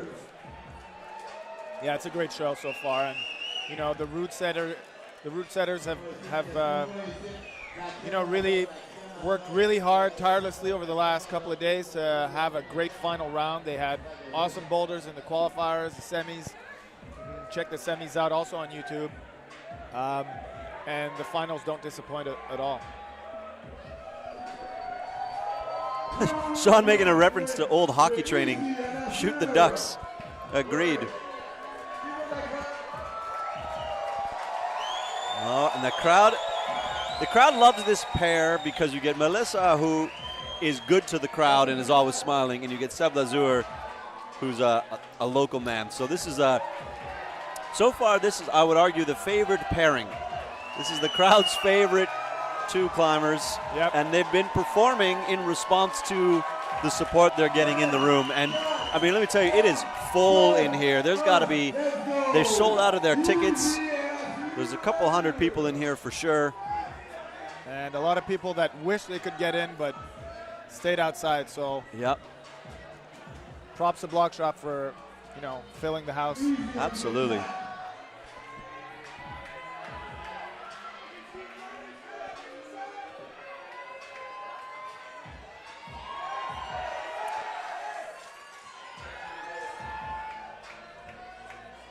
So Alyssa crossing and holding. And Seb right away. Look, I mean, he's shaking like a leaf, but got he's the on it. Elvis leg, yeah. Case of the Elvis leg, but that doesn't stop him. No, I mean, I'm actually pretty impressed that he managed to stay on that foothold with the shake that he had going on there. And he's going to try and, I think he's going to try and step through with his right foot using this. So second guessing himself maybe of his footwork up there. Didn't want to release the right foot from the only good foothold on the boulder. Tried to step through, but unwinding that step through really, really difficult. But he did make that first move look really quite easy. Yeah, I think he knows what he needs to do. Perhaps not too sure about if he needs to get that left leg and match his feet on that bigger hold before stepping out to the right. But we'll see. He's got 2 minutes, 15 seconds to go. Well, Melissa urging the crowd to put a little more support in. Choosing to go left hand first this time. While Seb gets up and over, it's let down by his left foot this time.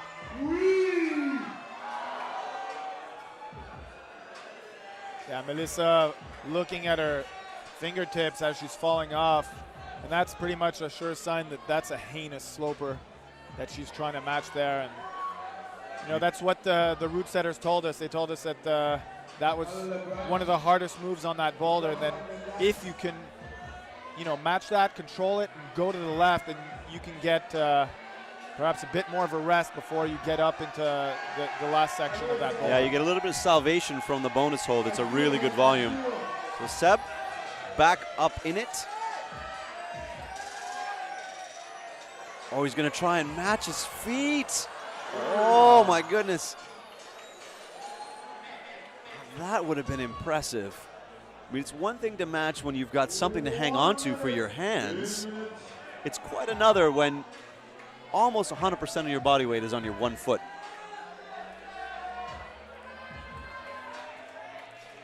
So we have a question, how many people were attending the semis? I would venture maybe 200 people, 300. Now there are 600 people in the gym. It's full. It is full in here. Or was the question one maybe how many people climbed in qualifying? Oh. That I don't really know. I think maybe there was maybe 50 in the pro category in each side. I'd have to go check. I don't have that on hand. But if you mean a number of people, she's full in here. Seb is running out of gas. So after a first really, really, really strong attempt, he's getting diminishing returns. And Melissa getting the crowd worked up for her final attempt with about a couple of seconds to spare before she needs to pull on. Yeah, staring at the clock, both climbers as the shot clock runs out. Seb with an unfortunate slip, and Melissa just gonna stretch it out. Oh, and her foot slips on the module, but the crowd lets her know that she's appreciated. And remember that on a boulder like that, a foot slip isn't bad footwork, that's just core fatigue. Yeah. They're way stretched out across there, and they're not standing on footholds, they're standing on volumes. So they don't give you a lot of downward pressure. It's really hard to stay established. It takes a lot out of the lower half of your body to be able to move through those volumes as footholds. Definitely core intensive, powerful, powerful boulder for the ladies.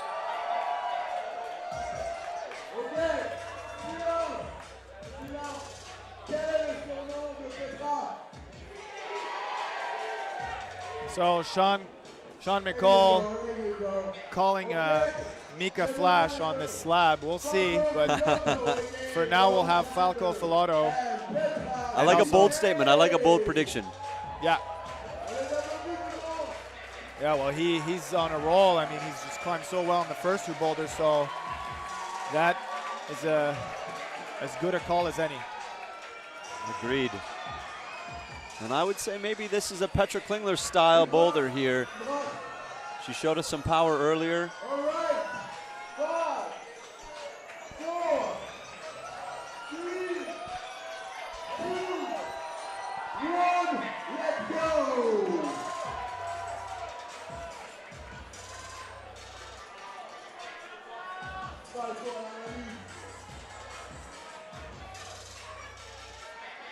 On the attack. And he is already there. He's already up there. Oh, yeah. He is looking good. Woo! Petra trying to find a Oh, really interesting heel-toe combination here and looking strong across that sloper. and it's a big swing out left. Oh, Wonderful stuff. Meanwhile, Falco making his way up the slab on his flash attempt. So we got a couple flashes on the go here.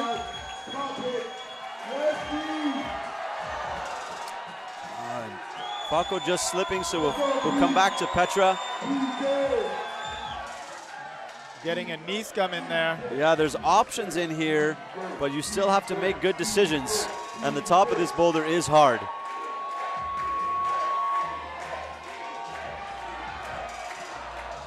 Oh, what a really strong first effort for Petra Klingler.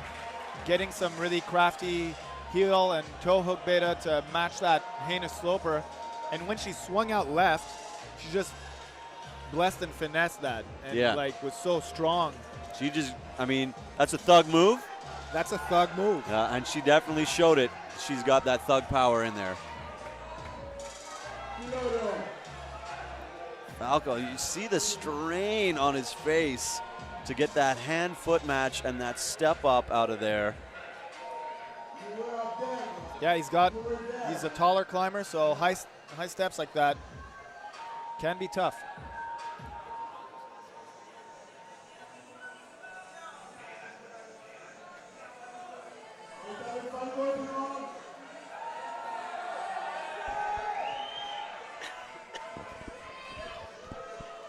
Well, quite a lot of time still on the clock for these guys. Petra's taking a lot of rest in between. And oh, Falco saving that. The toll that's going to take on that left shoulder. And he can't recover from the slip that put him in an uncomfortable position. And that's interesting. Petra not even needing the same toe hook beta that she employed the first time around. Just really strong on this pinchy sloper. Yeah, just figured it out.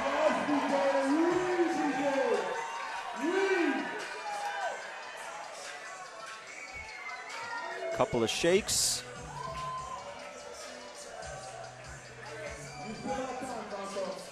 Thanks, Sean. We appreciate you.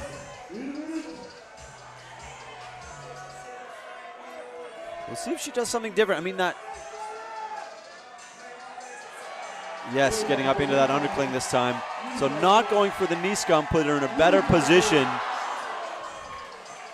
to come out of that position. But you still have to work your way up those top 2 holds. Oh, Falco.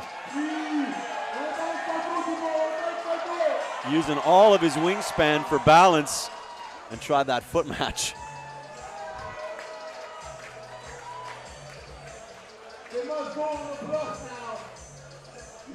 I like that what we're seeing here, Phil. I like that we're seeing hard boulders with progress being made. So it's not hard boulders where people are like, I can't do the first move, I can't do the first move, I can't do the first move.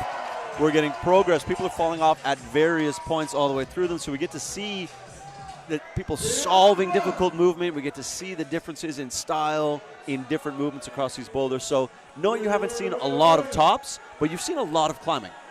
Yeah, and you know, that's a really important point, Pete. I really love seeing competitors, you know, problem solve on the go and improve. And we're getting that from both these two competitors.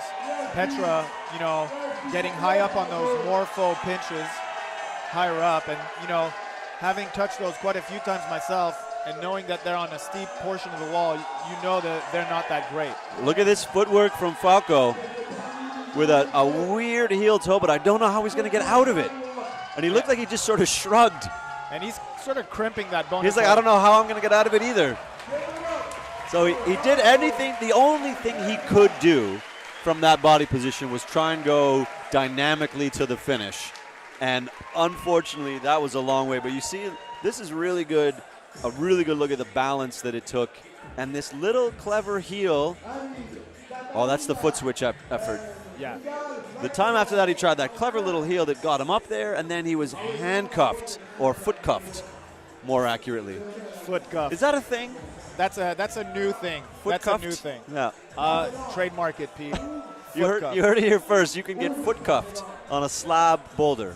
And I would argue that I have been foot cuffed myself on slabs more than once. This would be my nightmare, to walk out and see this.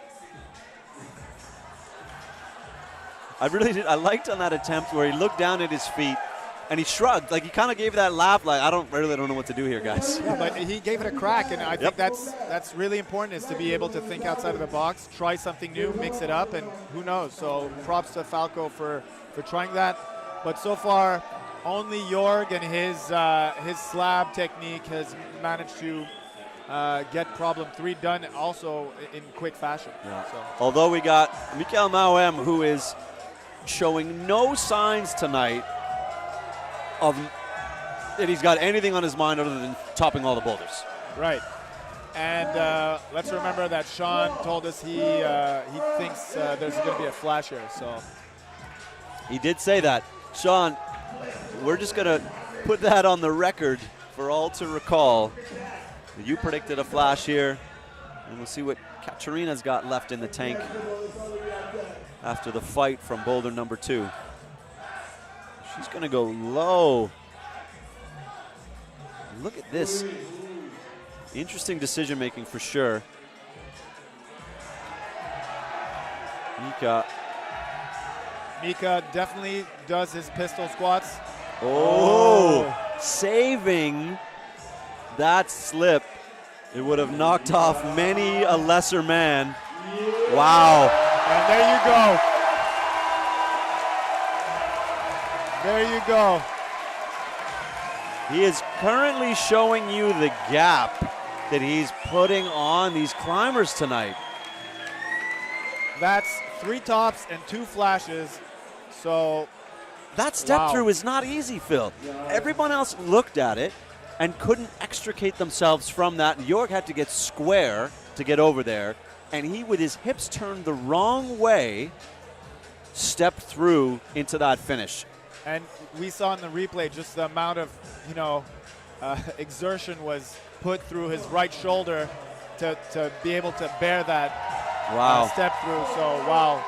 Amazing work by Mika Mauem. And now we can focus on Katarina, who works her way through this boulder. Yeah, we can also congratulate Sean for his good prognosticating. Yeah. Oh.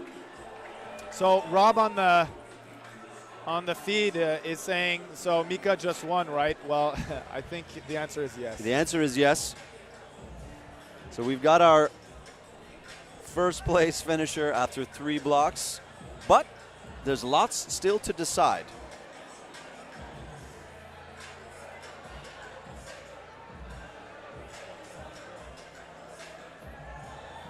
We got some brushing. We got about a minute and a half. Then Mika Mauem brushing Katarina's problem for her. A nice little piece of sportsmanship there.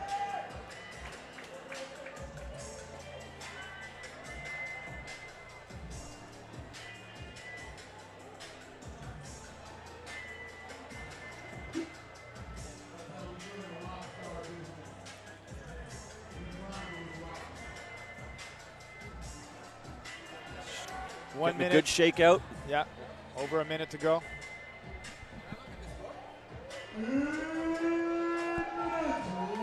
1 minute to go. Yep, Dr. Step is going to get the crowd behind her on this last shot here.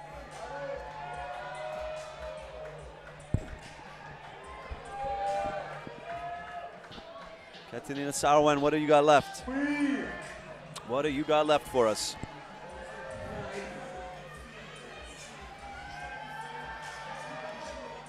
Good body tension through here. Oh, sweet. New territory. Yeah, and Katerina Sarwan, I mean, she's not just good on plastic, she's put to rest a number of V13s in places like Australia or Rocky Mountain National Park, so. She definitely has it. I mean, she matched the top of that sloper that was giving Petra fits, and then it looked like her footwork, her lower body tension just let her down there. Podium. Currently sitting in 5th, but he's yet to get up on this 3rd boulder.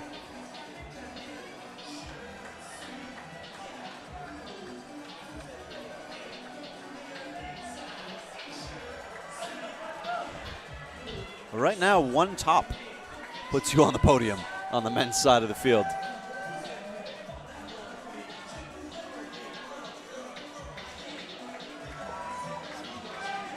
Kyra coming through low feet. He's going to do a quick power check here and then opt to go heel hook at least.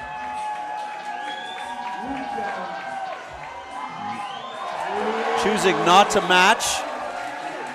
Didn't need to. Didn't need to. So someone had asked earlier if we were going to see a Puccio one-hand 360. You're going to get the equivalent, which is Kyra Kondi just crushing these holds.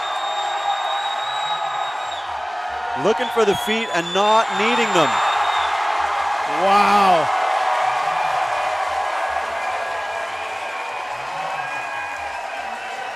Wow, that's your moment right there.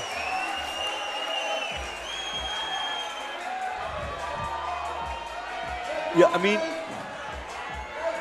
what do we tell you?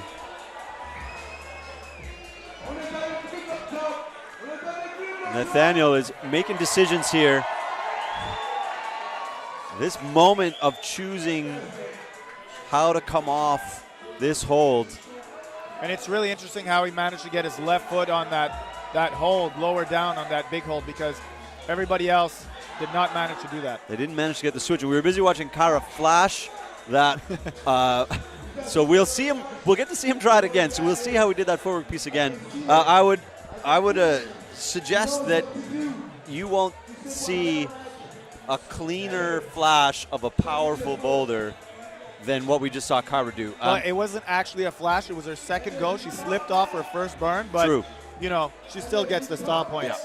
Yeah. And not you the look flash at points, but you look at the way she tries to decide what foot to use, and then just says, "You know what? I don't need it. I do not need it." So, was looking for the ideal right foot, and with power to spare, just said, I'll just toss for it. And Dominic Speranza on the chat is saying, so Kyra just won as well, right? Well, yes, she has won. So our 2 winners are decided so far for the Bloc Shop Open 2018. And now it's a matter of bragging rights for everybody else to see who's going to come in 2nd and 3rd. Although Ty's saying if Melissa flashes problem 4 and Kyra doesn't do it, then that's the gap that we have. All right, yeah. So, yes. Thanks, Tyler. There is room. There is room. Let us hope, or be open to that possibility. Yeah, so a flash from Melissa and a Kyra not doing the last boulder would have a flip of those of that 1-2 spot right now. But with 25 seconds to go, we're going to get one more shot from Nathaniel, who has not regained the high point that he got right away on this boulder.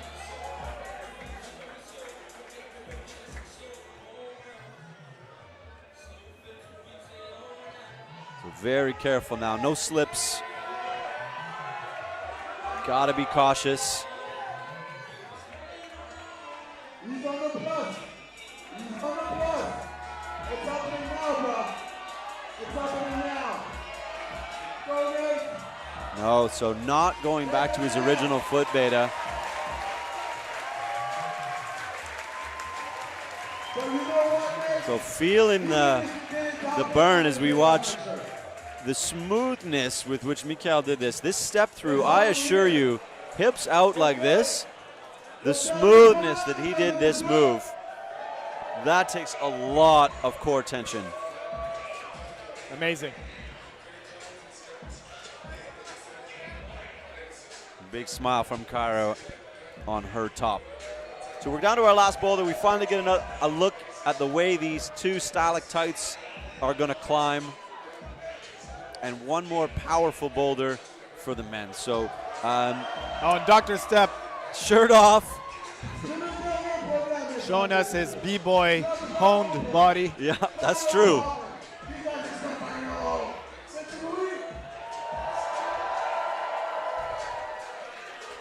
Getting the crowd into it for our last boulder. So don't go anywhere. Come back down, sit in front of your TV. One boulder to go. Still some decisions to be made.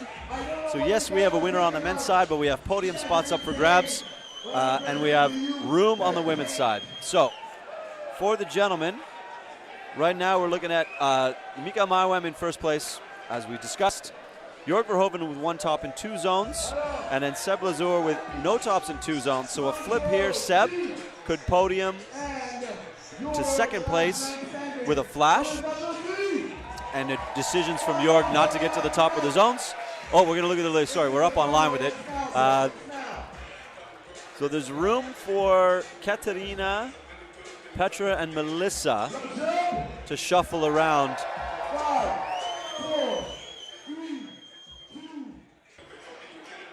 Okay, we'll bring up the men's side now. I'll show you what that looks like. Maybe. As you say, so Mika at the top, Jörg with the top in two zones, Seb with no tops but two zones. So a top from Seb here would put him in the running, especially if Jörg does not get to the bonus. That would put Seb in second place. And then Falco in about the same position with two zones already. So room to move for these guys into the last bowl. There's still a lot to fight for. A couple of podium spots. We see Nora gives us our first look around, as mentioned, the wedding cake boulder. Yeah, that's one of the names we had for it. So thanks, Benjamin, for putting that out. We also were talking about elephant trunks. Yep. So yeah, really creative boulder. I don't know how many volumes. You can count them, 1, 2, 3, 5 volumes per stalactite. And it just shifting angles, not great feet. Kind of love it. Creativity is required. You got to show these guys and these ladies things they haven't seen before. You can't just keep giving them the same holds in the same order. You've got to give them something to throw them off. Sand down a volume, sand down a foothold, create dual texture. All of these hold companies, maybe heard Tony in the beginning when we had our interview there, discussing what the hold companies are trying to do to make new things, to create new boulders, to provide more creativity for these route setters so that we can test these climbers to a greater and greater degree. Yeah, on the men's side, it looks a bit more straightforward, but it's really powerful. And, you know, this is what they intended. There's about 4 moves, and they're all big. Big, powerful. Good way to finish a comp. It should be exciting. They'll be swinging around when they stick that bonus hold. If they get it established and reel it back in again, the crowd's going to really like that kind of behavior. They want to do that. So, I mean, you don't hear it very often, but remember that the route setters are trying to create a show. So it's a competition, and it's a show. So they want to make it exciting for the crowd. They want to make it exciting for you guys at home. So they want to create things that provide interesting, exciting movement, opportunities for, last-minute saves. So there are some jibs screwed onto the side of these wedding cakes, and Nora's got her right hand on one of them. She seems to have found a comfortable stance. Looking back at the clock, she's been on this thing for a while after a couple tries to get up here. Happy with a bonus.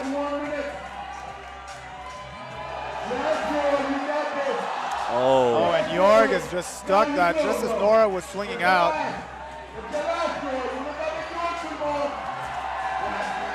Great example of Jorg's body's tension and strength. And he saw it was a little bit, oh my goodness. Yeah, great climbing out of Jorg.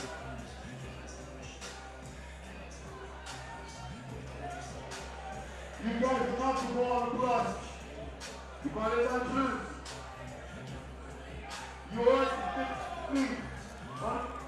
And you're talking about a guy that has climbed V14, V15 in his day, has podiumed at World Cups. He's old by World Cup competitive standards. But not by ours. But not by our standards. The man is only 33. When you're competing against 25, 20-year-olds, it's, you know, you're a little bit older. But he put everything he had into it. A good round. So you're going to say he didn't top any boulders, but a really strong effort from Jorg. And a really good round. He's just retired from the IFSC this year, so props to Jorg for such an illustrious career.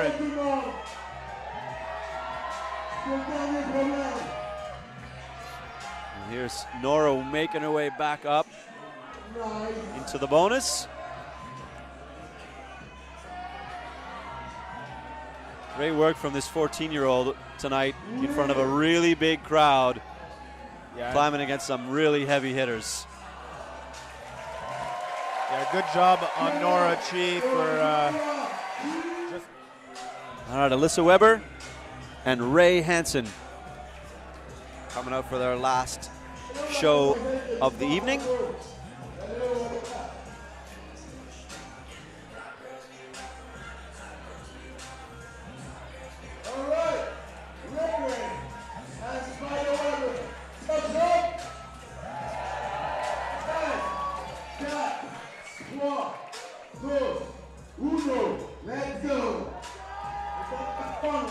Alyssa coming off a good season last year where she ended up 5th at Nationals. That's sort of, she's perennially locally on podiums, and then is really knocking on the podium door for Nationals. A little bit of World Cup experience this year, just sort of starting to make those decisions about getting onto the World Cup circuit. We said 4th place last year at this comp. She'll be looking to top a boulder here.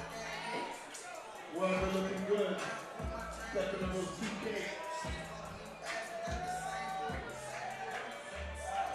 2K. Yeah, so Raymond Hansen trying to find that hold, and you know, it reminds us of the fact that it is a bit blind when you're going out to it, because from where you're starting off, you may see a bit of tape, you may see the bonus sort of symbol, but at the same time, you won't be seeing that hold. So it's you need really good hand-eye coordination and good contact strength to latch that. Yeah, and good sort of quick motor decision making to come around that corner and realize where you've got to grab, fold your hand down on it, and then maintain that contact strength all the way through. It's I have been reading off and on over the last year and a bit. Jackie Gooduff wrote a book called My Keys to Route Setting, which is a wonderful read. It teaches you a lot about movement and climbing and the mindset of a route setter. And he definitely has a profile for risk, intensity, and complexity, and likes to maintain that over the styles of different boulders. And this one's got all three. And Raymond showing he can learn and adapt, getting higher up on that boulder than he did before. He opted to get to hold the dimension volume with his left hand. There's not much there, so. No, I would argue that, I would say nothing. Right. That's what I was alluding to.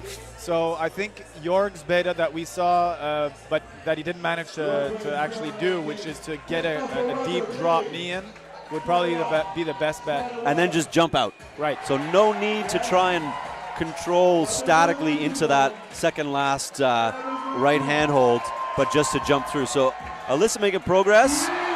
Oh. Yeah, and you can see Raymond having the pain. You can almost feel that pain with him, because with so much climbing been done this whole weekend, and this is his final boulder, that is unless he decides to put his shoes back on after the comp, but you know. This is it. Yeah. This is it, and you have to ignore how sore your skin is. You have to ignore all of the messages that your body is sending you about don't try it again, and then you just gotta buckle down and try it again. So that there's more to the mental game than get up off the mat every time you fall. There's the decision to grab a hold that you really, really wish you didn't have to grab. There we go. A young Raymond getting the crowd riled up. We like to see that. Taking what it needs. Oh, and almost having it work for him. So here we go. Alyssa's going to push and pull onto the start for her last wrestle of the night. And we're going to see Raymond take it down to about 2 seconds. One more big. You see that's, and he held it all the way to extension. I'm just unable to generate the power to reel it back in. Alyssa Weber going to be very careful through here. As we said, you're standing on really big holds that aren't facing in the right direction for you to oppose. You're stepping straight down on something that's got friction but not a lot of directionality. No, it's really tenuous. You can see her being hesitant there, but and then just putting everything into it and not having enough left in the tank to hold the required amount of power in that last movement. It's a great effort from those two as well over the course of the evening. So this is an important moment, because we've got two climbers that can actually hope to be on the podium coming out, with Melissa Leneve and Sébastien Lazure. Yep. So let's see what they can do. Everything to gain at this point. Love to see Seb on the podium in Montreal in a comp of this size. Love to see it. Yeah, and Seb did really well last year. He came, well, actually he was in finals last year, and now he's looking to improve upon that result. He came in 6th.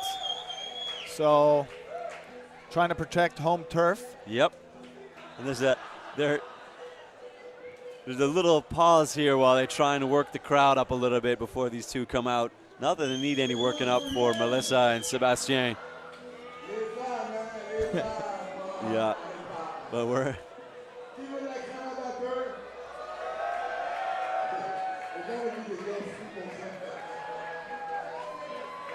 Can throw some liquid chalk over here, Dr. Stepp. My palms are sweaty. I wouldn't say no.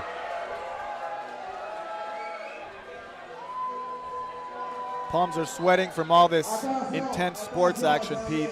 Yeah, it's been a good night. Like I said, we've seen a lot of rock climbing tonight, and a lot of full effort, people taking it down to the wire. Nobody giving up across the board here. Nobody wants to come away without thinking they've put in the best effort they could have to get up these boulders. So, yeah, it can be hard to climb through a whole round without any tops. Of course it can. That's a mental kick in the teeth.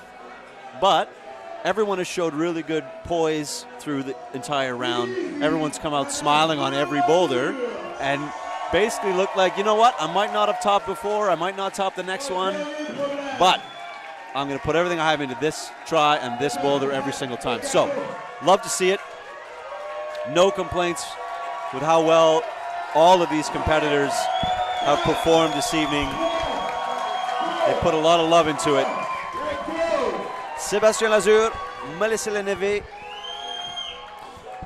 podiums on the line. Yeah, and we've had questions on the chat about these volumes, the wedding cake volumes that Melissa is currently Knee barring. Knee barring into.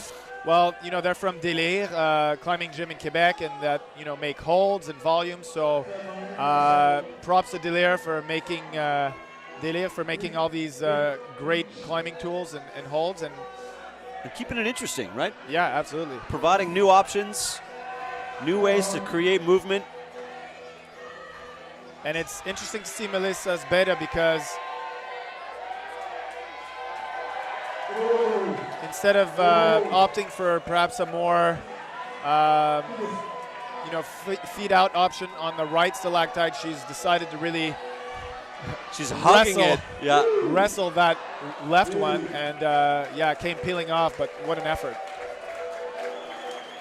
Yeah, she's going to be glad she's wearing pants, right? I've got both knees squeezing around those volumes. With the texture that's on them, you would definitely feel that tomorrow. You know you've climbed in a comp when your knees have scrapes on them.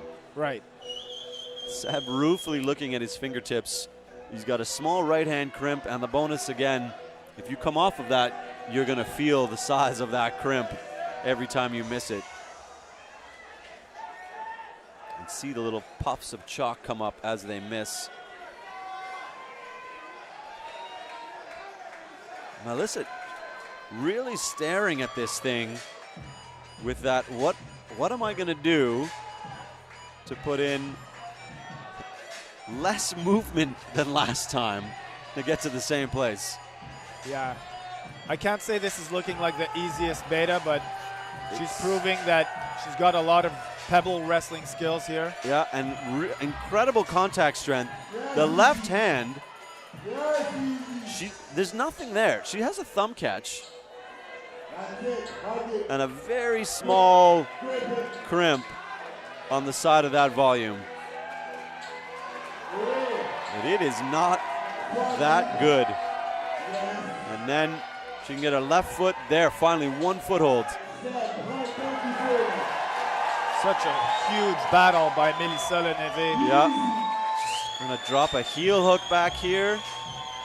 She's actually got a toe scum. A lot of body tension to hold this if she sticks this move. Oh.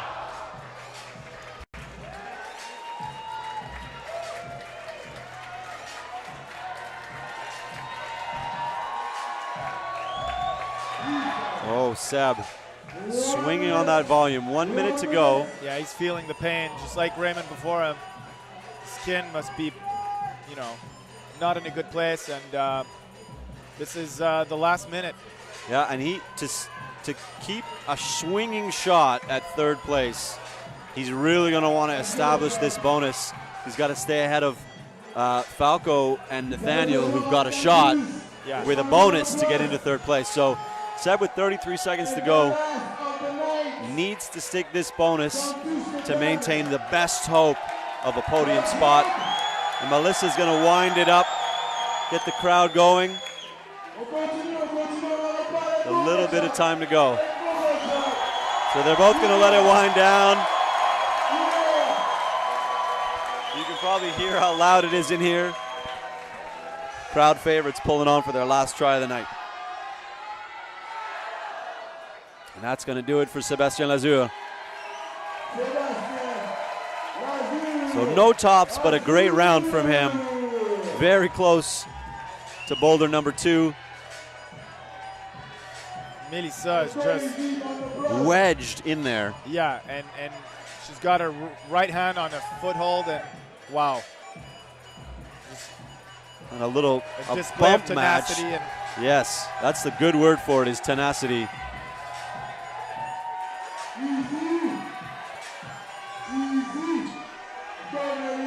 Wow.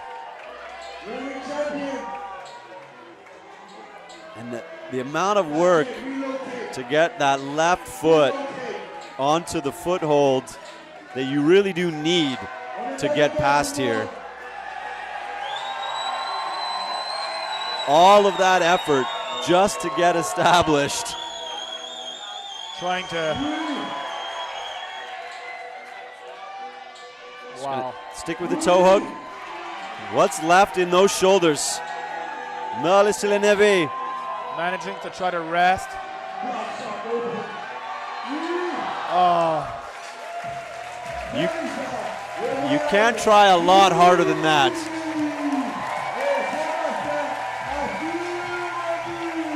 She looks exhausted, as you might think.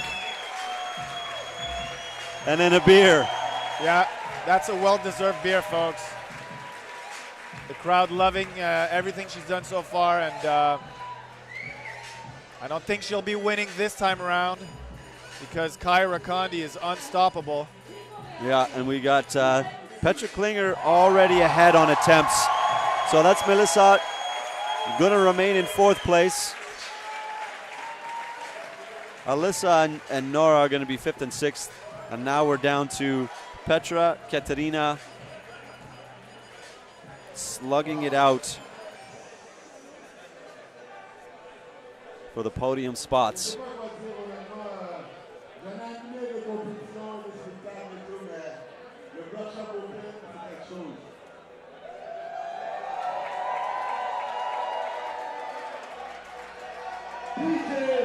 Oh, sorry, I misspoke.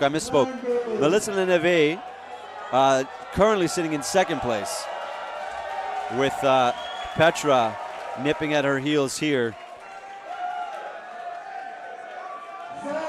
So that 3rd zone will be interesting. It'll come down to tries if Petra gets a top here. So Petra's got room to get onto the podium. It'll come down to attempts.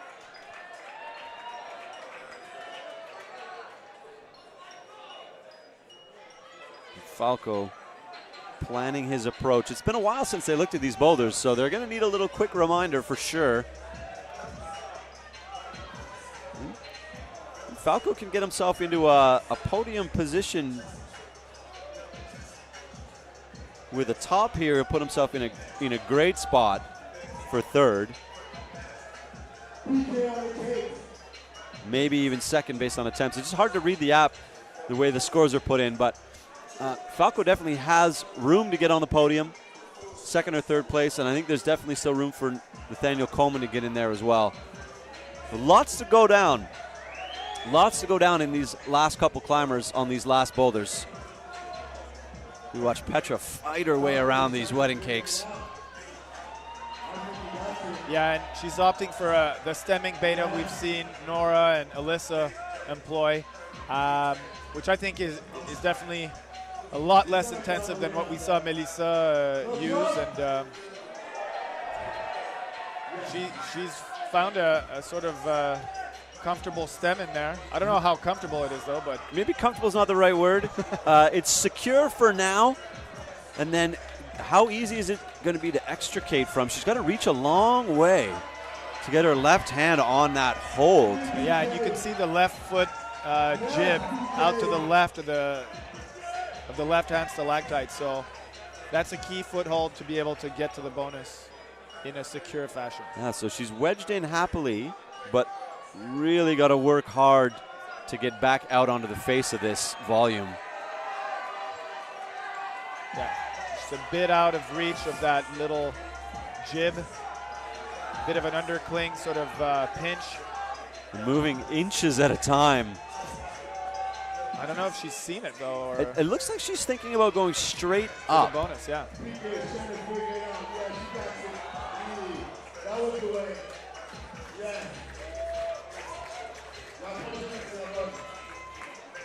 So a whole lot of fight for not enough return.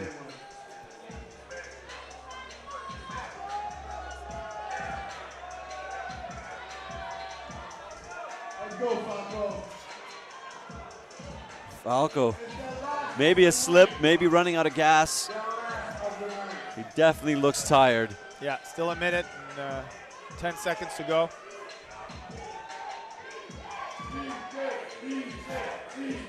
There we go, that's better from Petra. Finding that knee bar that we saw Melissa pull out. And the crowd chanting PK for Petra Klingler.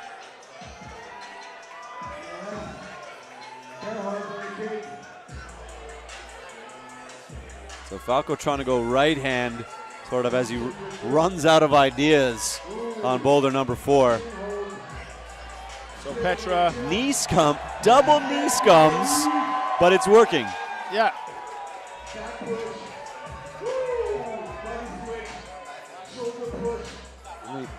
Basically everything getting put in here.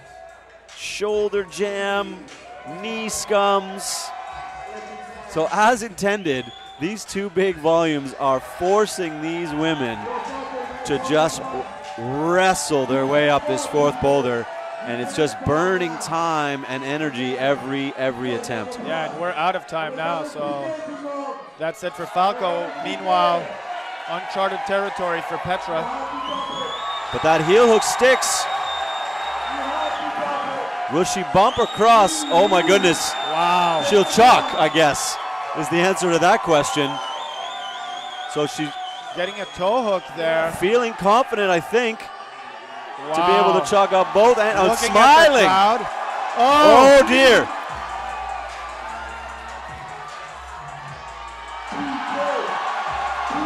Ever closer. Can she finish?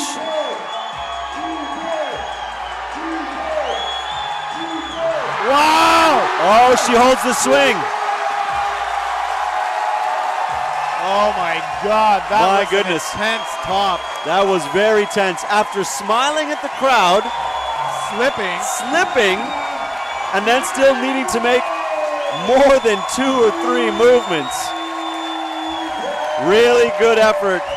Petra Klingler, so happy right now.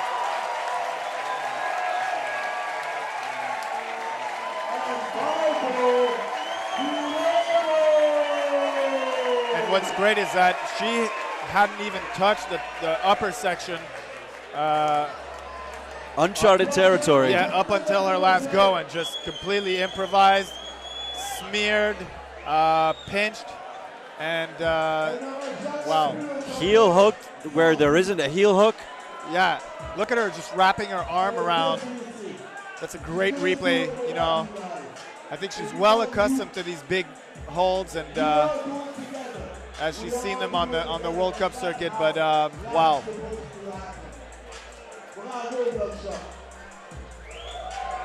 And he wasn't sure even right here.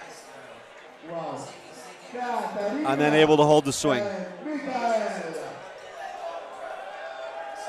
So boulder number 4 has been topped for the ladies, but number 4 for the men, not as of yet, but we got Mikael Mauwem, who's just proven to be unstoppable tonight. Exactly. He's topped everything else, flash boulders 2 and 3. So this, I think we'll see our first top here. I wouldn't be surprised. The question was, what's the prize? 3,000 for first, 2,000 for second, and 1,000 for third place. So really a lot of money on the line for these guys. This is the biggest payout comp in Canadian history for 2 years in a row. And this is, as we've discussed, it's absolutely a good thing to get this kind of money into comps and get people coming out and competing and working for this. It's hard to do. The gyms have to work really hard. You have to do a lot to bring the roots, to bring the sponsors in, to bring the money in. But yeah. The climbers will travel if you give them a well-run comp, and then you make the cash purse worth the travel time. So I love to see it. This is it's changing the face, hopefully, of big-time comps in Canada. And I for one could not be happier that the Bloc Shop has decided to make this an annual event. Katerina working into the wedding cakes, and you just saw on the corner of your screen Mika trying to dyno to the bonus and the flat underside of a dimension volume. Yeah, we saw Falco also trying to do that, you know, but I think, yeah, let's see what Mika actually gets to do. Yeah. Wow, okay then. There you go. Okay. So yeah, that's one way to do it. Wow. I misunderstood the amount of squeeze that he had brought with him tonight. Getting that back drop knee. Oh! Wow. Just got the left side of that top hold, but yeah, and it's another blind throw, but wow. Really good effort, a guarded crimp, so you got to get it right. You have to be super, super accurate on the top of that. Yeah. So close enough to touch it with 2 minutes to go. And Petra, making really good progress and then just having a foot slip. So you're going to get a really good look at how hard it is to hit this last hold and how much effort. Look, so much squeeze. And Katarina, she was holding her shoulder just there. So maybe feeling it a little bit. She's got some sports tape on there. Show you that she's maybe working on a strain, at least protecting something from the qualifying and semifinal round. Minute 20 to go. You saw on that replay, you saw that Mika really just got 2 fingers in this finish hold. Yeah. So if he comes through and sticks to the middle, arguably it's deeper in the middle as well. It tapers off at that sort of half moon shape. So arguably he gets his fingers in the middle. That's going to be a stick. Yeah, and you can actually see, you can see Mika's chalk mark on the final hold just to the left of that green tape. He sticks that, just unlikely dyno. And that's not really how the root setters intended it. No, there's no chalk on that volume, which is, if the root setters had tried that dyno, there would have been chalk there. Look at the fight. He's going to go without bringing his foot up that time. 28 seconds to go, and let's see if Kata can get a good effort, get to the bonus. Mika's going to let it run down.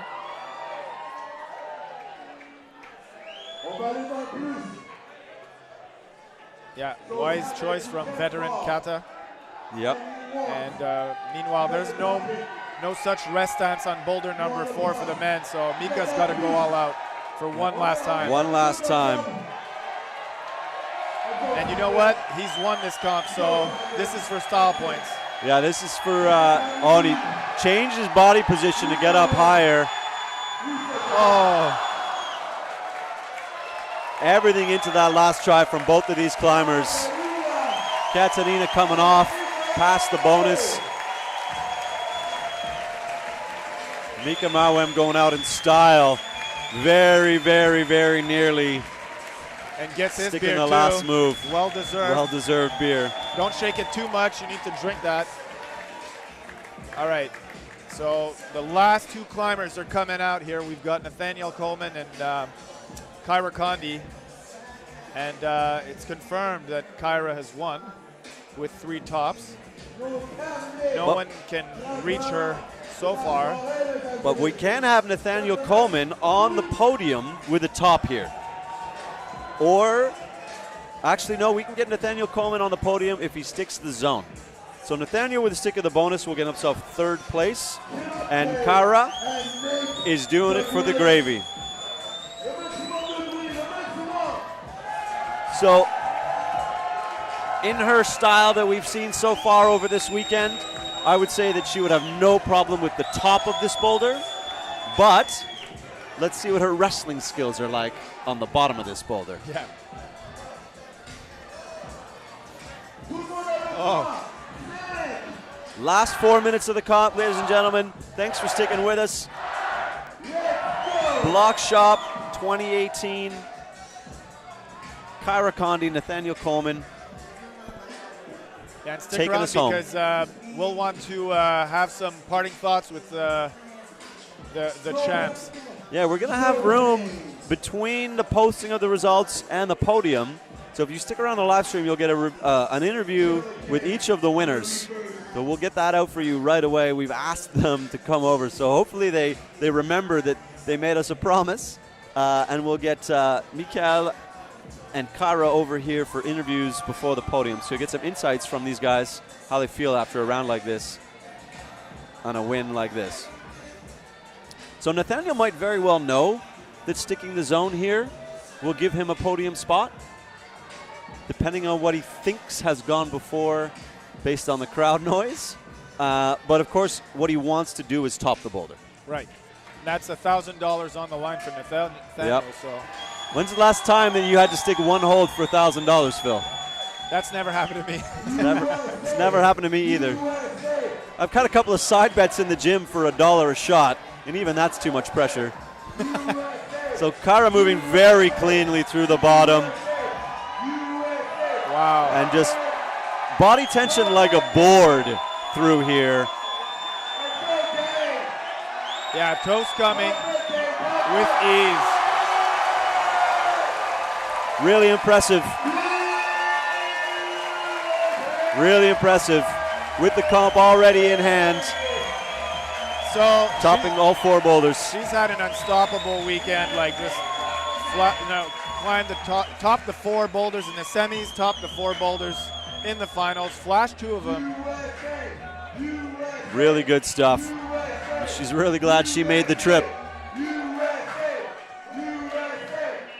So Nathaniel Coleman, 2 minutes to stick this bonus. So he's opting for this dyno. He sees the chalk on there, and if they talked about it, he's now thinking that it was successful for someone else. Which it was. Which it was. However, it was successful for who was proven to be the strongest man of the final round. No doubt. And, you know, 2-time winner. The only male winner of the Bloc Shop Opens. So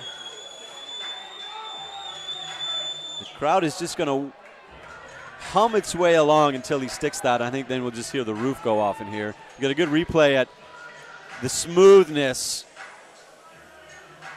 Getting a toe scum and then just not worried by the swing at all.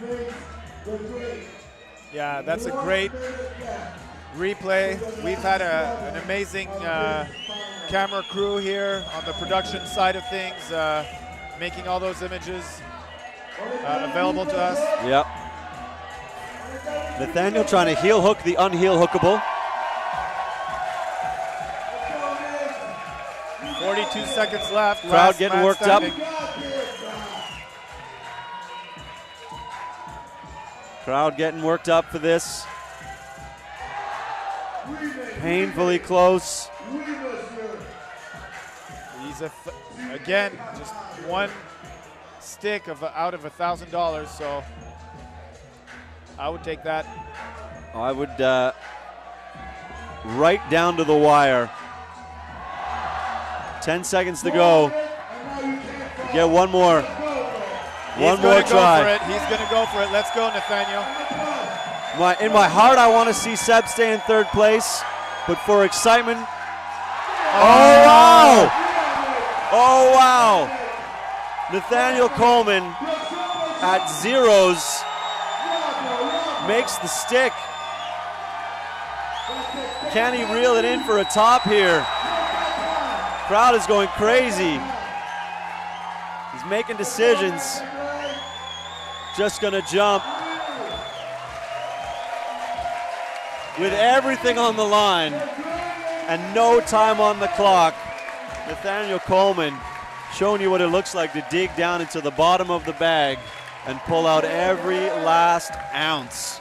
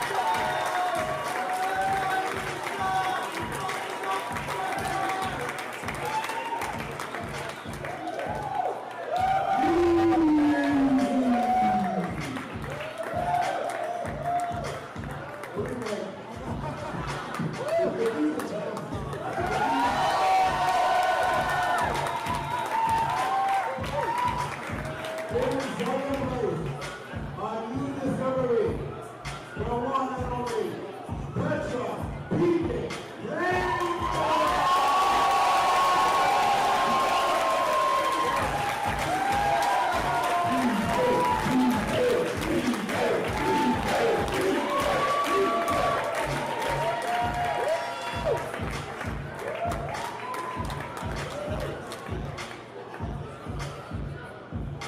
People are trying to really fall in love with what they really became. And now you brought it back to us.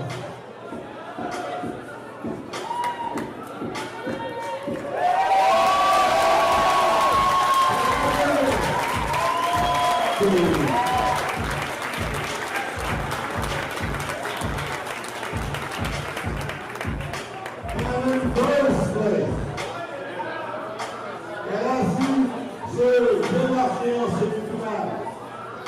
she killed them all the women, the one, and our son,